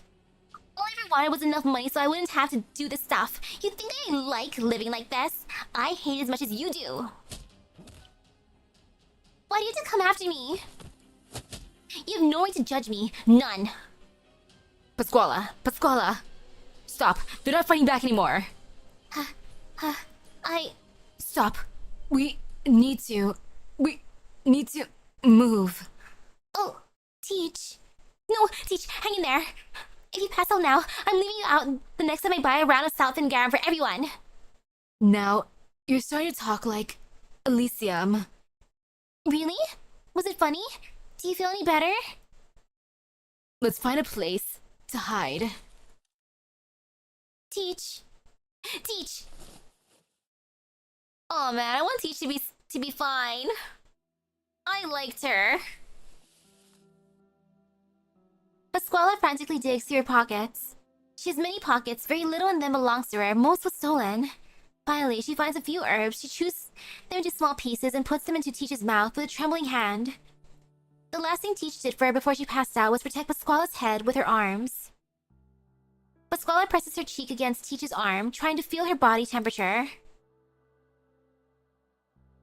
She has lost so many things, but right now, this warmth belongs to her.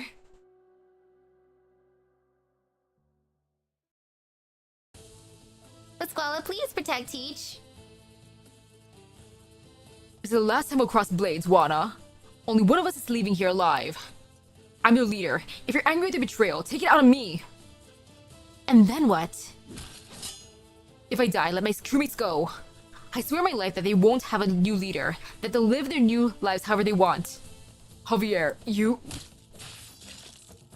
Juana responds with an even more ferocious flurry. The helm wheel brushes across Javier's back. He grits his teeth and swings his blade. It finds Juana's forearm, cutting almost to the bone. And if I kill you, I'll take your head and earn the bounty. I'll share the money with everyone so they'll all live better lives. Ha! A violent jolt sends Javier stumbling backwards. Juana leaps, and the helm wheel falls upon him, sending blood and salt flying. Javier swings his fist wildly at Juana, his weapon broken. Javier struggles to lift the heavy wheel off himself, but a punch from Juana sends him back into the pool of blood. His breathing is thick and heavy. He tries to lift himself up again, only to once again meet Juana's fist. His vision grows red with blood. Ugh. There is no strength left in him. He floats around in the blood pool, struggling in vain to stand up. But the crushing weight of the helm wheel suffocates him, dislocating his arms and legs. He can no longer even raise his head. You win, Juana. Kill me. When I die, spare the crew. I'm the one who incited them. Kill me. End this. Javier gazes into Juana's eyes. He has never done so from so close enough to see his own reflection in them. He suddenly feels like he still has something to say. That day, when you passed by my window, I was trying to bake bread for the first time. It didn't work out. It was black all over. I wasted precious food. No one would eat it, except you. You passed by the window and picked it up. You put it in your mouth with a big smile. You finished the whole plate. And I was thinking at that time, that I'd give anything to see that smile again. Anything. Javier closes his eyes and waits for the inevitable. The helmet will find his neck, and then everything will be over. Congratulations, Javi. You won your duel with the previous leader. Now stand up and get back to your crew. Javier musters the last bit of strength he has, trying to stand. But the floor is wet and sticky with blood. It is all he can do to crawl forward, little by little. Then the sailors come one after another, lifting their new leader from the blood, the one who fought with them to the bitter end. The blood they shed in the deadly struggle mingles on the ground. They put their shoulders together. Yeah, she only dislocated his arm and legs and also beat him up. He deserves the punches, though. The Corzonix on Isidro's right arm pulses. He swings his sword behind him and dodges towards the right. Anastasio follows closely, his blade pointed at Isidro's throat. Isidro knew that the boiling steam would gush out from the hole in the ship, stopping Anastasio's pursuit. Isidro takes his stance again. He sees how Anastasio's sword-holding hand is scalded by the steam, yet it doesn't tremble in the slightest. The birds do not faze Anastasio. He thirsts for pain. Isidro thrusts into the steam.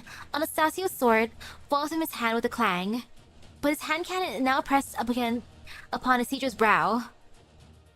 Anastasio is silent. He will not say another word until he has pulled the trigger. Isidro is forced back to the edge of the ship.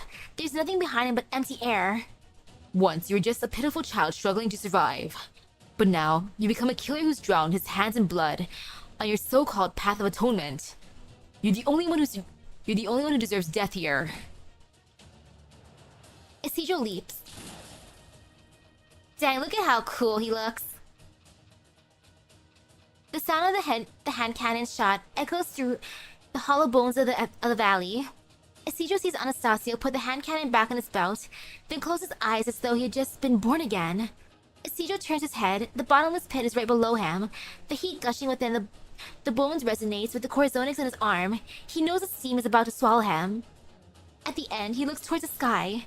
Across the towering bones, through the heat wave of the steam, he can see clouds and sky just like the azure ocean and white waves from the stories.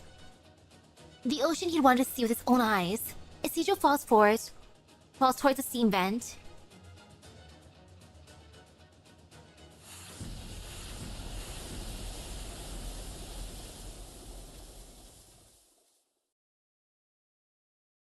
And now to bonk.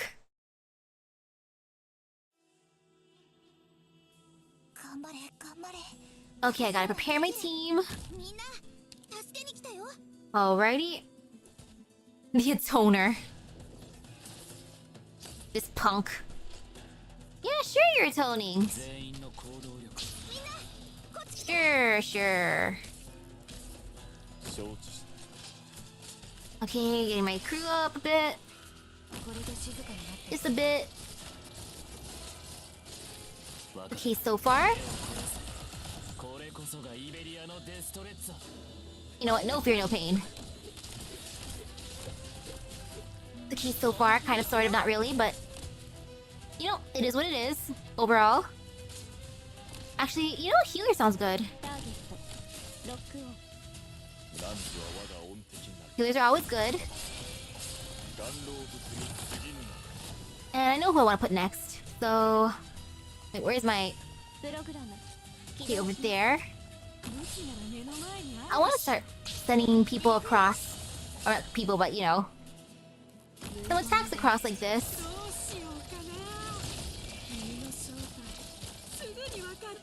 Over here too, because why not? It's just easy.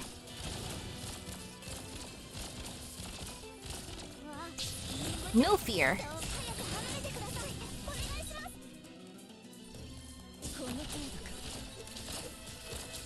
No fear, never have fear. And should I put a healer here to... Actually, no. Another healer here is fine. I need to keep them alive at the very, very least.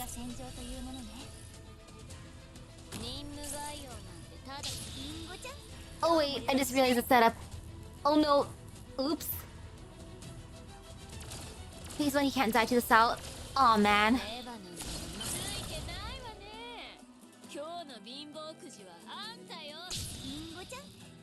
At least I can get him from here. Oh, look at the little dolphins flying. They're so cute.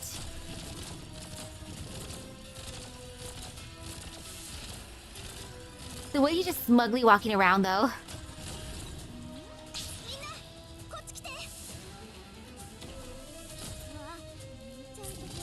Oh, it's gonna be satisfying bonking this guy. Eee!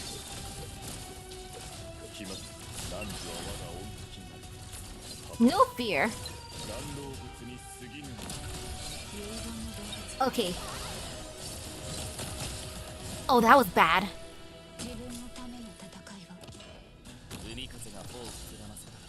Okay, that's slight fear.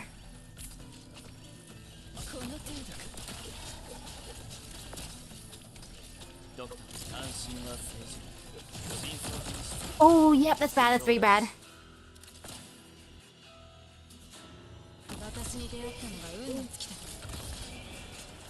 Like, technically he's the only one left, so...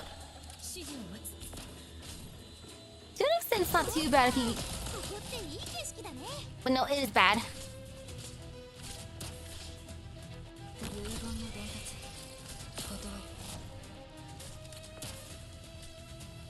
Like, Anastasio, can you just, like, not? Yeah, just a little bit of fear.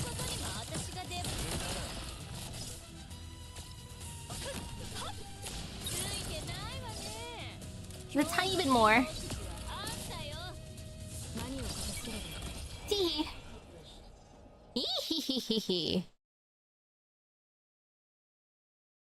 Anastasio seems like an antithesis of Kire. That such evil is permitted to be born. That such even a person like Kotomi is there to live despite his desire, and the most vile desire. Even though they are evil alignments, even Kire values life, even in a twisted manner. Yeah, at the very least, Kire, he has that on his side, unlike Anastasio, who's just like, tee-hee-hee. I found them. Over here. They're here. Raise your shields. Form up. Don't let her get away. All this just for little old me? Besides, you think I'm trying to get away? This is not the first time the Inquisition has tried to take Pasquale's life, but this is the last time she's running. Bring it on! You want to kill me? Go ahead and try. But she's no warrior. It is all she can do to dodge the attacks of two warrior priests. Soon even that is becoming difficult. Shield-wielding clerics block the path, the way in front of her. Behind her is Teach, too weak to even stand. What a shame. What I wouldn't get to hear those guys squabbling again. Guess that's too much to ask. Hold on. Have you seen Thorns? He was fighting Anastasio just a moment ago. It's just Anastasio over there now. Stop, Elysium. You can't steer and use high-powered arts at the same time. Elysium. I have to find him. Sure, he's lived through way more lab explosions than he had any right to. But he's still flesh and blood. Even Dolphins have to avoid those steam jets if... We have to find him. At long last, you've ended his suffering and brought salvation to the souls of those he tried to drag into the abyss along with them. Timidly, hesitantly, Anastasio presses the tip of a sword against his own throat. No, you're not yet worthy to die. Freeing one poor soul who had failed to recognize his desires to the last is not enough to atone for your sins. Reality lies before you, Anastasio. You have yet to eradicate the blight of desire plaguing this land. You are not worthy to... Senor Aguzel, are you alright? I am fine. Regroup, slay the remaining bandits, and capture both ships. I will take one on myself. Senor, you promised to pay the bandits. They sought a reward from me like ravenous tusk beasts, the saliva dribbling down their chins. Do you truly think they could live with honest lives in Aron after being paid for such work? False kindness is but the worst cruelty. As you say, Senor Aguzel.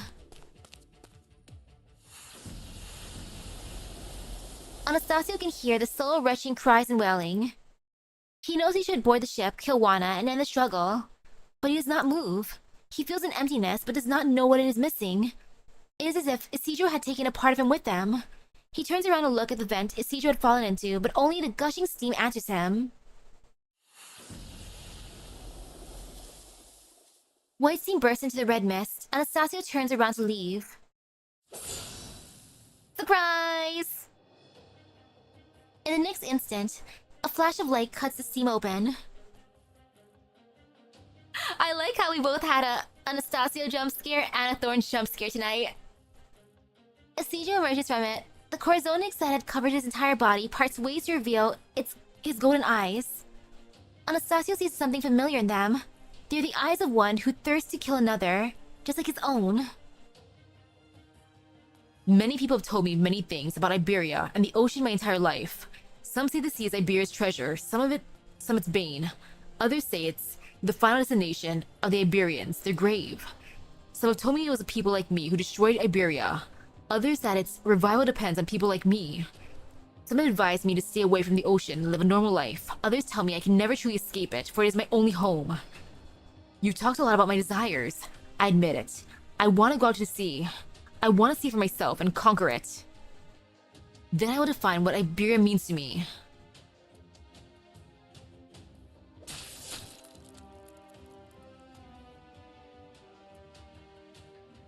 As he says these words, Isidro's sword finds Anastasio's neck. Anastasio feels both relief and fear at the blood flowing from it. His deepest sins flow out of him, along with his blood. He is pure again, yet he frantically tries to stop the bleeding. He is pure again, meaning he can live again, as long as he stops the bleeding. But only the blood will atone him. Anastasio realizes his own paradox. He's like, wait! He was right about me! Oops! He stops his motion and falls from the ship and into the gap between the bones. I want to go out to sea. I will go out to sea. No one can stop me.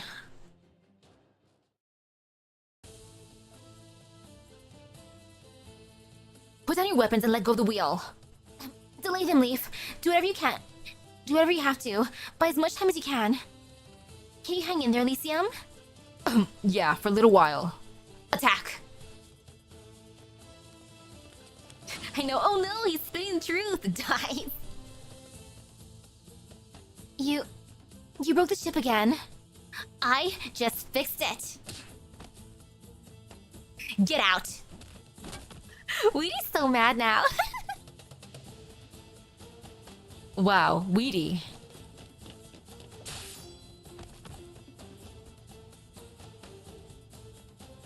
Thorns, you're okay. Dios mío, I can't believe I can see you again. Don't ever do that again. Did you break your arms? Legs? Strange. Everything seems fine. Is your head screwed on straight? Well, I guess it was never really screwed on straight to begin with. How in terror are Weedy and I supposed to write our post-action reports? Whatever, just take this bottle of seasickness medicine. More stuff. How much have you given me in this trip? Besides, isn't it a little late for this? Oh, this one's different. It's extra strong. It'll come in handy. Throw the old one overboard. If the little one fidgets, tie her up. We need to learn how she stole the compass right from under our noses, and whether she has someone on the inside working with her.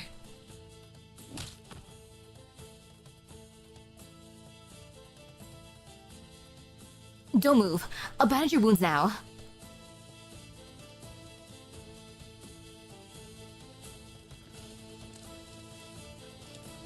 Now one step forward. You bastards.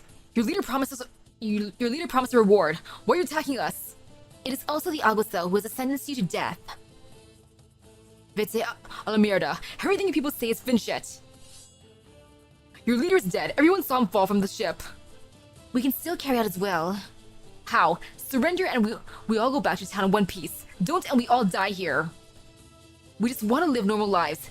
Would you rather die than trust us? Fine then, just try us. The surviving pirates raise their swords with their leader's cry. Not one warrior priest dares step forward.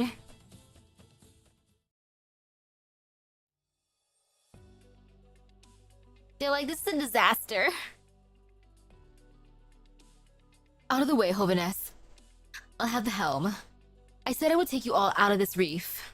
No, I'll do it. You're hurt. Besides, I have the compass. You do?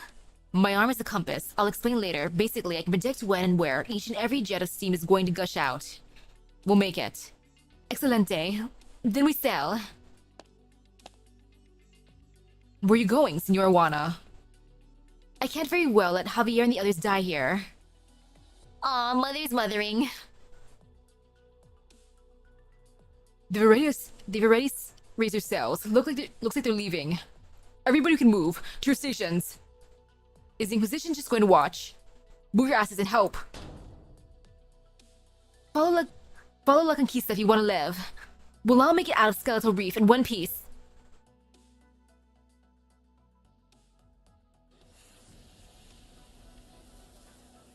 Those on the South ship breathe a sigh of relief when the last jet of steam can no longer reach them. Some sit on the deck, some lie down, all exhausted. Finally able to relax, Juana starts stomping around the deck. Finding a spot that sounds hollow, she picks up a cutlass and pries open the planks, revealing a crate of rum. Aha! Naturally, no one would ever find my rum. We're not far from the sea, Javi. It'll be hard for the South ship to turn back if it goes any further. Get some rest here. Isidro and I will draw a map of the reef steam vents, so you can sail your way back. One moment. What is it? I don't want to force anyone into a life they don't want. If anyone wants to go with you, I won't stop them. Whoever wants to go out to sea with Senora Juana, this is your last chance. If you do, get aboard La Conquista. The rest are coming back to town with me. Going out to sea, you're still thinking about that, with no supplies and a skeleton crew?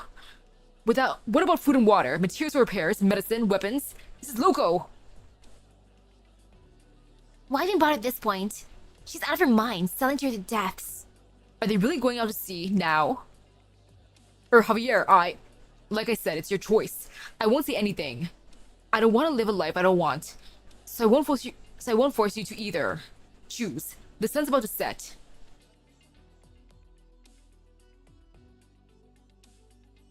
The crowd grows quiet and parts into two groups. A few follow Juana towards the edge of the deck, but turn around quickly. Hey, Hermano. Listen, I've got a little package in my drawer. There's a pocket watch inside, some money, and a letter. Can you take the letter to Abby in town? If you do, the money's all yours. Just make sure she gets the letter, okay? Tell her to wait because I'll be back with a big pile of coin. You said Ami? Abby, the redhead! Red Ami, gotcha. You're not coming? Don't you want to see the sea? I'm just too tired. My back's bad these days too. Can't even sleep in a hammock. The bed we had back in town, it felt so good. Guess this is it then. Adios.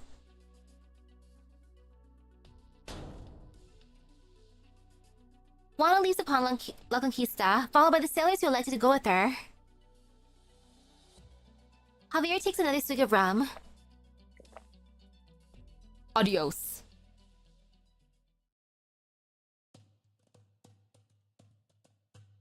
The two ships ride with the wind, sailing across the salt flat at a leisurely pace. Take care of Teach. She's not so young anymore and might need to lie down for a few days, but she should be fine. You're not going with Senora Juana? Nah, why the heck would I do that? I'd rather have a good life with a lot of money. Going out to sea sounds pretty rough if you ask me. But you had their back this whole time, I was sure. Because Juana promised me a lot of money. A lot of money. Which will help me meet new people and find ways to make even more money. Wait.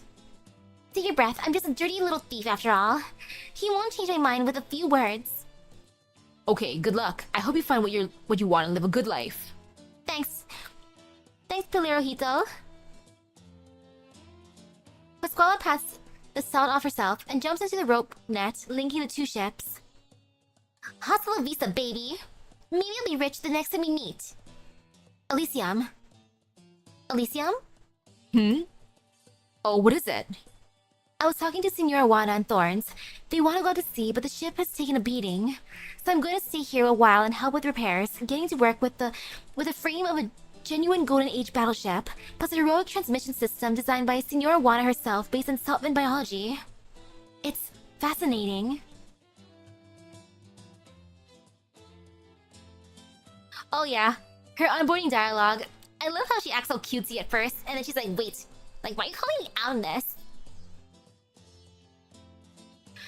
Though I'm glad the crew got to decide, like, those who want to leave, they can leave. Those who want to stay, they can stay. But oh, I wonder how the town's gonna go. Especially since they lost Silver, like, hopefully Silver's replacement's decent, or else, oh no! Besides, I want to see if my research will be of use on the ship. I'll report back to Rhodes Island first. I'll be back once I'm done here. Will you be okay by yourself? Well, we're short on food, water, and comfortable bedding, plus the only way to bathe is to wipe yourself off with salt. But nothing a dedicated researcher can't handle. A small price to pay for the chance to study such a fascinating subject. Besides, I have Leaf with me. Alright, I hope you found what you're looking for here. I'll get home my blueprints then. See you at Rhodes Island. You too. My goodness. Look at what they did to my ship. Don't say that. We worked hard to patch it up. You'll make me cry. You really don't know when to stop talking, do you? A truly handsome man has a way with words. Are you preparing to set sail, Senora Juana? What's this now concern for me? We've had brushes with death together, ate dried salmon together, even slept under the same blanket. The least I could do is bid you farewell before you go. Buen camino, Senora. If we meet again, I'd love to hear all the stories of your adventures on the high seas. Not a problem. Walking around the deck, Elysium sees that Teach is finally beginning to regain consciousness. Are you awake, Senora Teach? I'm going back to town with Javier's group. I came to say goodbye. Haha, thanks. You know, I've come to admire you a lot, Senora. You remind me of my own captain. May safe winds take you out to sea, that you may find the battles against wind and wave that you seek. Thanks, Cheval. Oh, one more thing. Pelodita asked me to give you these herbs. Works best when boiled, she said. But can also be chewed and swallowed directly if the water is in short supply. Gracias. Elysium continues to stride at the deck until he has no more goodbyes left to say. He walks up the rope net linking the two ships and sees a figure standing at the bow of La Conquista. His old buddy. He waves at Isidro from a distance. Adios, amigo. The South ship sails off slowly. On the deck, all is quiet as the crew watches the people they know gradually become smaller. A few rush up to the edge as though they had changed their minds and wanted to jump across to the other ship, but are forced to stop as the distance between them grows. I love that. Pascal giving a sob story during her onboarding, and Elysium in the hallways just like poking fun at her afterwards. Calling her out.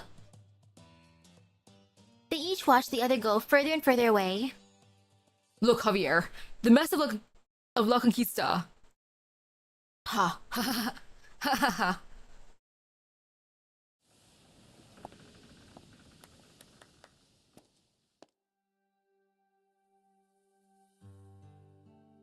Atop the mast, Juana lifts the hems of her dress, as if stepping atop the setting sun. The fading light adorns her dress with a golden glow. She looks gorgeous. Wind lifts white grains of salt from the ground like blowing snow.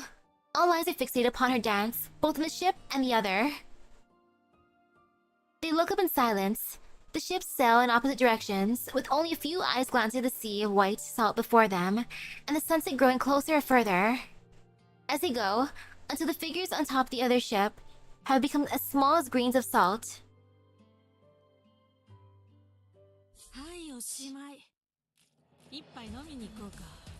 Yay! And now, adios, Tierra. Those who are paralyzed by fear bid farewell to the land.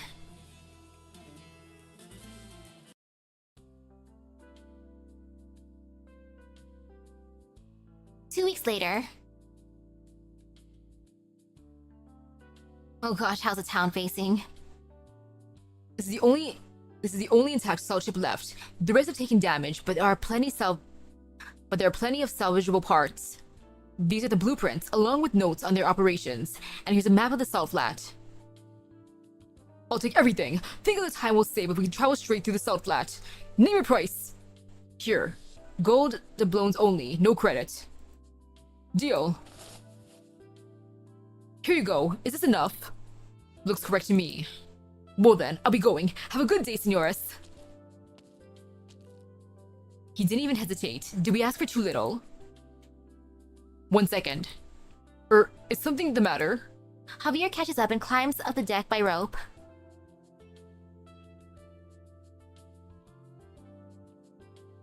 I want to keep this helm wheel. How much? I'll pay you back.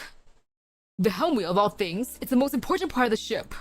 Well, if you really want it, I'll part with it for this much. Now, don't give that look. We had a deal. It's my ship now, right? We do honest business here. It's only a question of whether you think it's worth the price. Dude, you should have just taken the wheel earlier. Now you gotta pay all that back. Never mind then.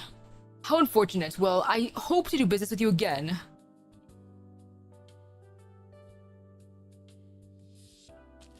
Welp. Sailors, roll call. Here's the cash from selling the salt ship. Everyone gets an equal share. Do whatever you want with it. Here's your share, Ruth. What? Not sure what I want to do with it. Just make a choice. It's not hard. I wanted to leave Wana for stability, then you turned out to be just as loco, so I figured we'd never have peace under you. And now I'm in this town looking at the folks here, all thin and gaunt, their eyes like dead fins. This is what peace looks like? Ruth, you're the one who kind of started this mutiny in the first place, you know? Dude, and now you're like, do I actually like it here or not? I can't tell anymore. Ruth! Oh my goodness. And if I go anywhere else, how can I live a decent life when I've only ever been a pirate? Go ahead and laugh, but I admire Teach. She's just a few years older, but she knows what she wants. When I saw her make up her mind to go with Wana, even with all those injuries, I wouldn't have had the guts. Well, forget me. What about you? Probably go somewhere else, open up a restaurant. Well, if that's what you want, I'm just gonna finish this smoke and get going. Who can say for sure where the future lies, right? Javier watches as the white sail of the salt ship disappears in the distance, as does Ruth's silhouette.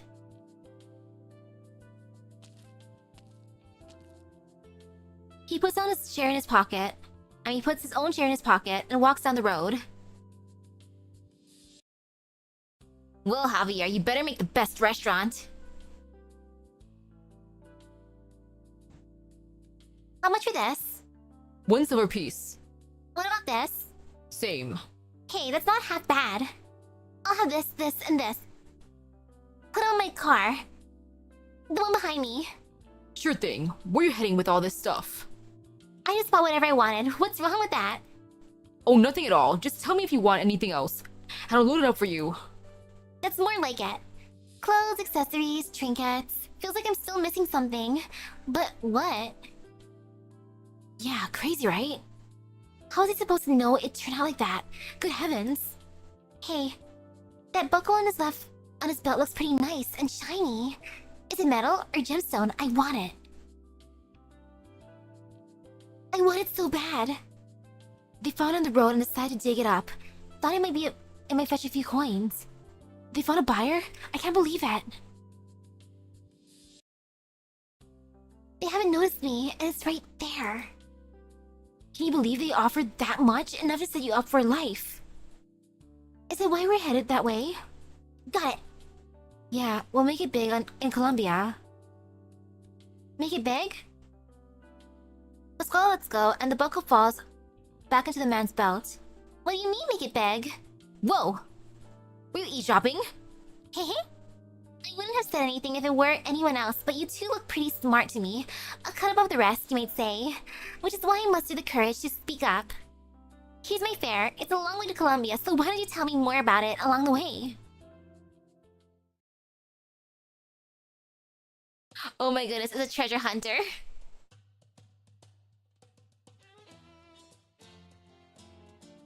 I think she'd be a natural as a treasure hunter. Are we really going to sea, Senora? Can't believe I lived to see the day. Of course we are, Perlita. We're heading out to sea. Incredible. Juana brushes her windswept hair and looks behind her. Now we really have nothing left, Isidro, but my mind is set. Will you be coming with us? Senora Juana. Will you be my first mate? Well, alright then, Captain. I'm ready to... Huh? It seems my old friend is a little grumpy. Let's see if we can cheer her up.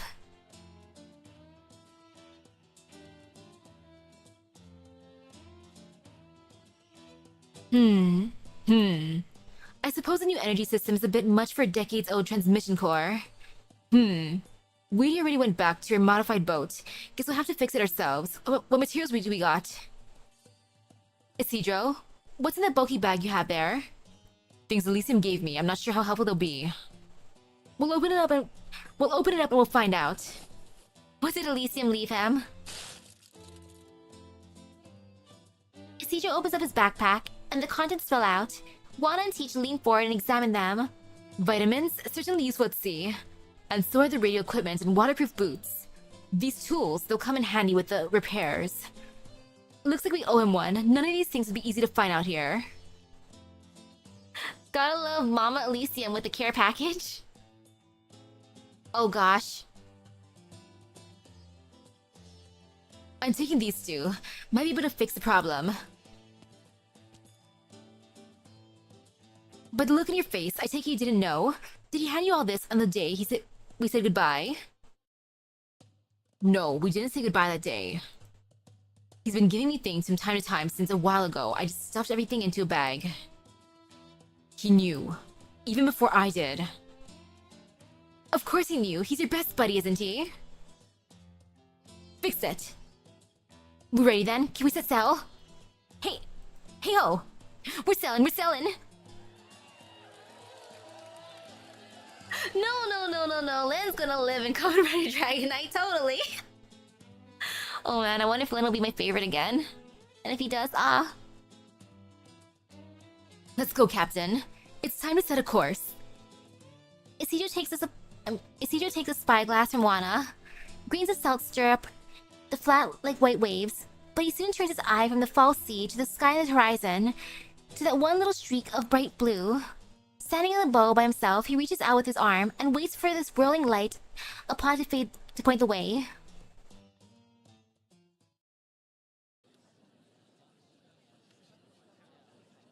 He stands on the street, putting his palms together. The last speck of stardust has disappeared, and the darkness takes over once again. The fireworks is over. Is it time to go? Let's go. Time to go home. Humph. The onlookers disperse. The crowd that has gathered because of him has left him again.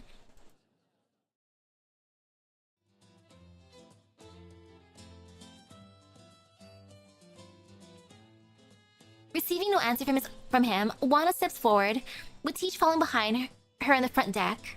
One by one, the sailors gather, trying to see what their new captain is seeing.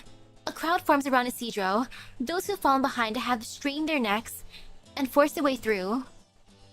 What is it, Captain? What do you see? Have you found which way to go? Which way to sea? Are we sailing in the right direction? Isidro does not answer. His entire attention is focused upon his arm. Why is it spinning? How long does this take? Where are we going? Where do we go from here? Patience. Our captain will tell us the answer. Now, which way do we go? I love that though. I know he's asking his arm, or the compass, but it just sounds funny. It's like, where do we go, Captain? Do you even know where we're going, Captain? It's like, yeah, where do we go? Yo arm, tell me. At his question, the light in his arm converges, pointing towards the horizon, straight and firm. He longs to sail towards the boundless ocean together with his friends. Thus the Corazonix points out the direction for him. Sailors cheer, rum is spilled. Over yonder! The sea! All eyes are upon Isidro. Give the order, Captain. The sailors already have ropes in hand. Juana's hand is on the helm, waiting for his command. Isidro takes a deep breath and takes in the eager eyes gazing upon him, filled with hopes and expectations, burdens that he is no longer afraid to bear. He feels the wind of the salt flat. His shoulders are light. Ahoy, sailors! Anchors away, hoist the sails. We set out to sea. To sea! Hey ho! Yay!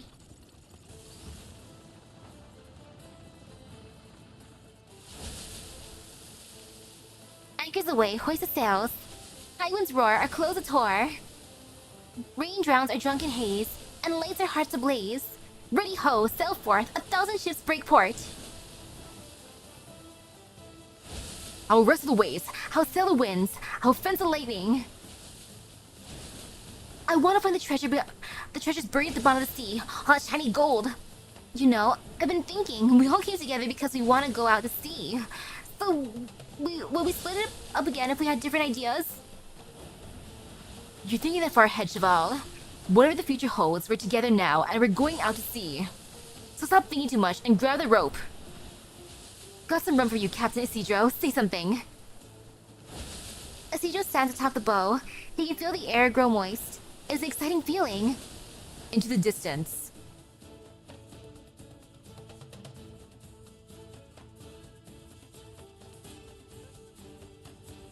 Oof. Oof, oof. What's that familiar sound? Yay, best crewmate. Oof. Me. I really want a Nene plush. Like, come on. Look at Nene. That would be the best plushie. Come on, Arknights. You know you want to sell it. I'll buy at least 2. Nene? Nene, you're alive. Eagerly licks Wana's cheeks. Aww. Are you coming out to sea with us? Bounces around excitedly. Oh, sweet. Oh, my sweet baby.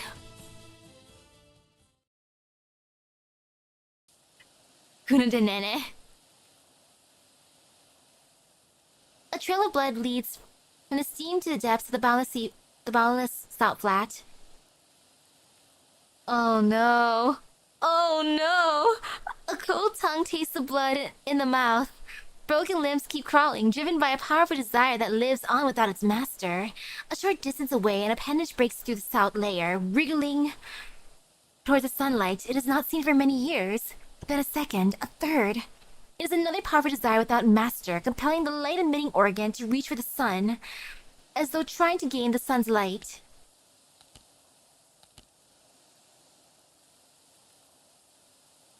All he wants is to live on. All it wants is to live on, by whatever means, in whatever form. The broken parts of man and seaborn struggle, wiggle, hungrily devouring each other. Ah! They will walk this land in perpetuity. Oh no! This Anastasio, he truly is unkillable. Oh, that dude! Holy cow! Sir! Seriously, dude? Like, oh my goodness. That guy. Like, just truly, that guy. And now for Thorns, a lodestar. Codename Thorns. Gender male. Combat experience 9 years. Place of birth Iberia. Date of birth March 17. Race Ager. Height 177 centimeters. Infection status. Medical tests have confirmed that no infection is present. He may not have originium infection, but he does have, you know, a cursed arm with, you know, part sea terror, part corzonix. So imagine if he had a Ripathy too. Now that would be the ultimate cursed arm. Physical strength excellent. Mobility standard, physical resilience standard, tactical acumen excellent, combat skill excellent, originium arts assimilation excellent. Former Rhodes Island frontline combatant Thorns, now a captain aboard the independent exploration ship, scientific vessel, finning boat, cargo hauler, pirate ship. As the captain of Kuna de Nene, he maintains a cooperative partnership with Rhodes Island. We provide medical and supply services, while he in turn offers us many ocean-related conveniences, as well as a means to contact remote Iberian settlements outside the jurisdiction of the Inquisition. Hey, nice. Imaging tests reveal clear, normal outlines of internal organs, and no abnormal shadows have been detected. Orginium granules have not been detected in the circulatory system, and there's no sign of infection. At this time, this operator is believed to be uninfected. Cell orginium assimilation, 0%. Operator Thorns shows no signs of orginium infection. Blood orginium crystal density, 0.17. The moment we stepped aboard the Cuna de Nene, Operator Thorns handed us a piece of wrinkled cloth. It was only later that I noticed the numbers painted on it. To my surprise, it was data on his vital signs. But more surprising, how closely the numbers matched our official examinations. It was like magic. I asked him about it, and he said it was something he came up with while during the sales. He used the alchemical substance coating his arm he calls the corzonix to give himself an examination, ran the numbers himself, and jotted them down on a nearby scrap of sail canvas, as one does when you're Thorns. Wow. It's fine, I suppose. Maybe a bit haphazard, but it's never a bad thing to be thinking about your own health. Medical operators report after the doctor visited Cuna de Nene. Archive File 1. Crewmates Petition 1. Captain, next time we repair the ship, do you mind not using your Cora what's-it? Sure, it fixes things up great, but whenever you got something on your mind, that silver goop starts flying everywhere and dragging along the stuff you fixed with it. That crapper door keeps smacking into the crapper, and it's a real pain in the ass, so to speak.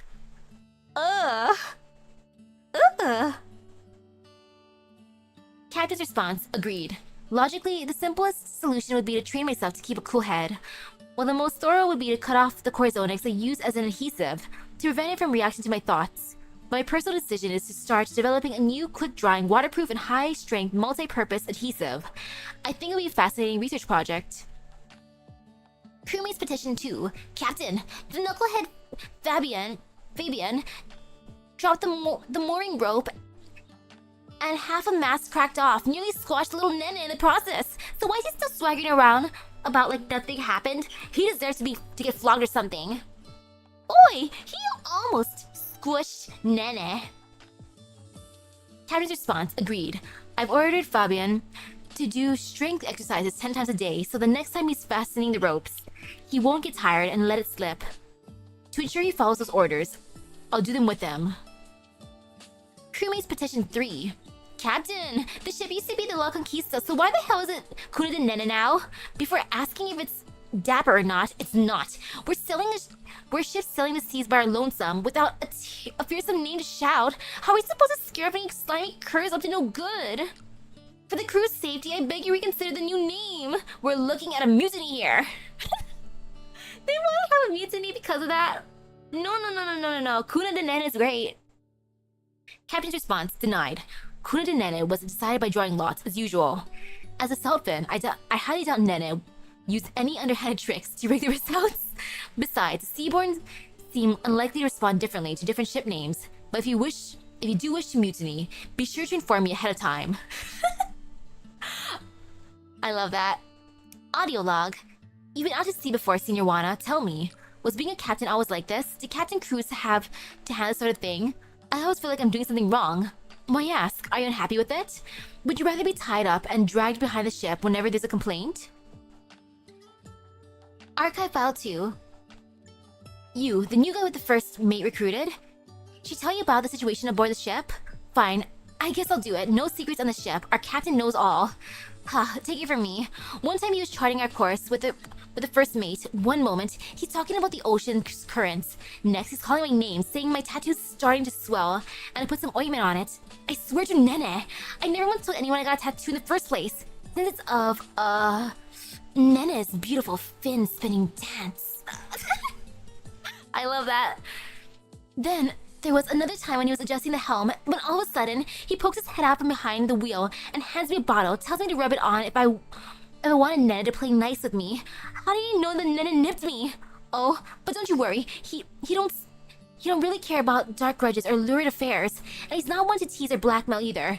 It's just crazy how much he knows, and that lets him spot a whole lot of problems, not that any of us can say when he'll decide to do something about them.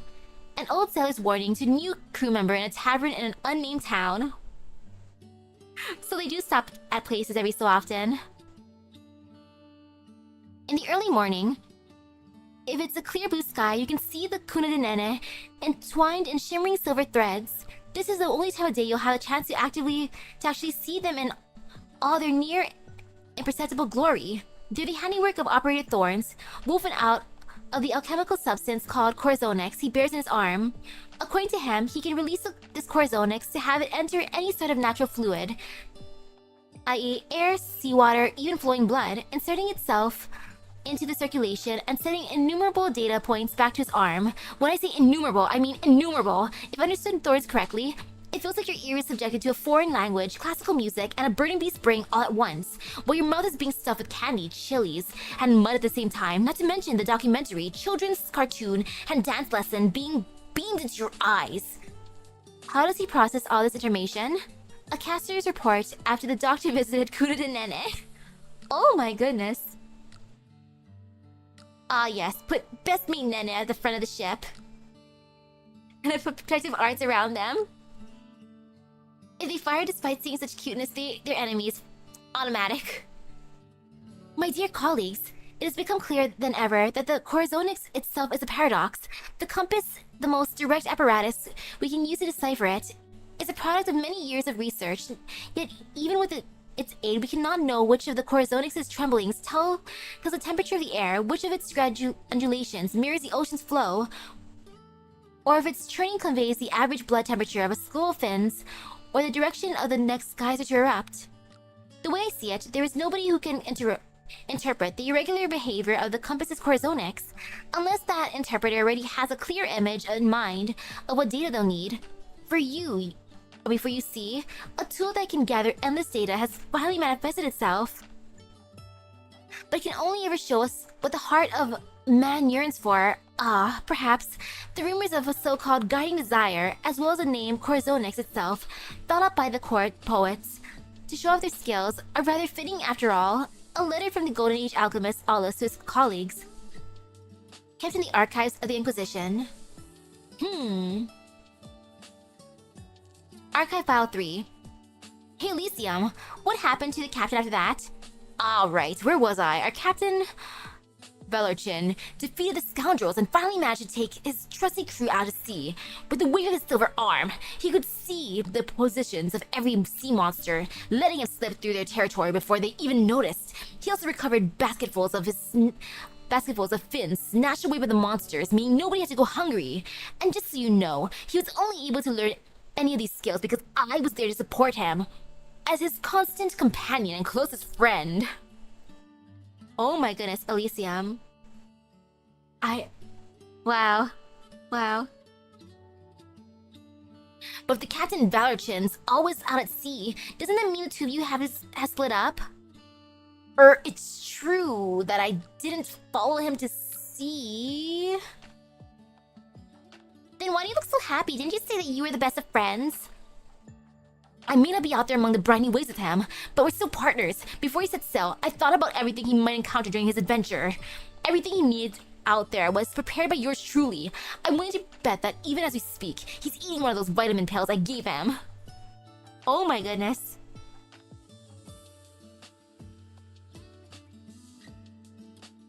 Until Elysium recounted about himself, the captain at the signing for the saga of Captain Valarchin. Volume 3. Oh, he wrote multiples. I love that. Wow. He monetized. He monetized the journey. Then again, he's supporting him with lots of supplies, so it makes sense. He needs the money after all. You sure you were looking for Rhodes Island? That's what the sailor, beard festooned with clattering bone ornaments, asked me. My heart was leaping out of my chest, but since I had already stepped aboard, all I could do was tell the truth. I was told there would be people here who took applications for Rhodes Island supplies. He squinted his eyes, then led me into the depths of the ship's hold.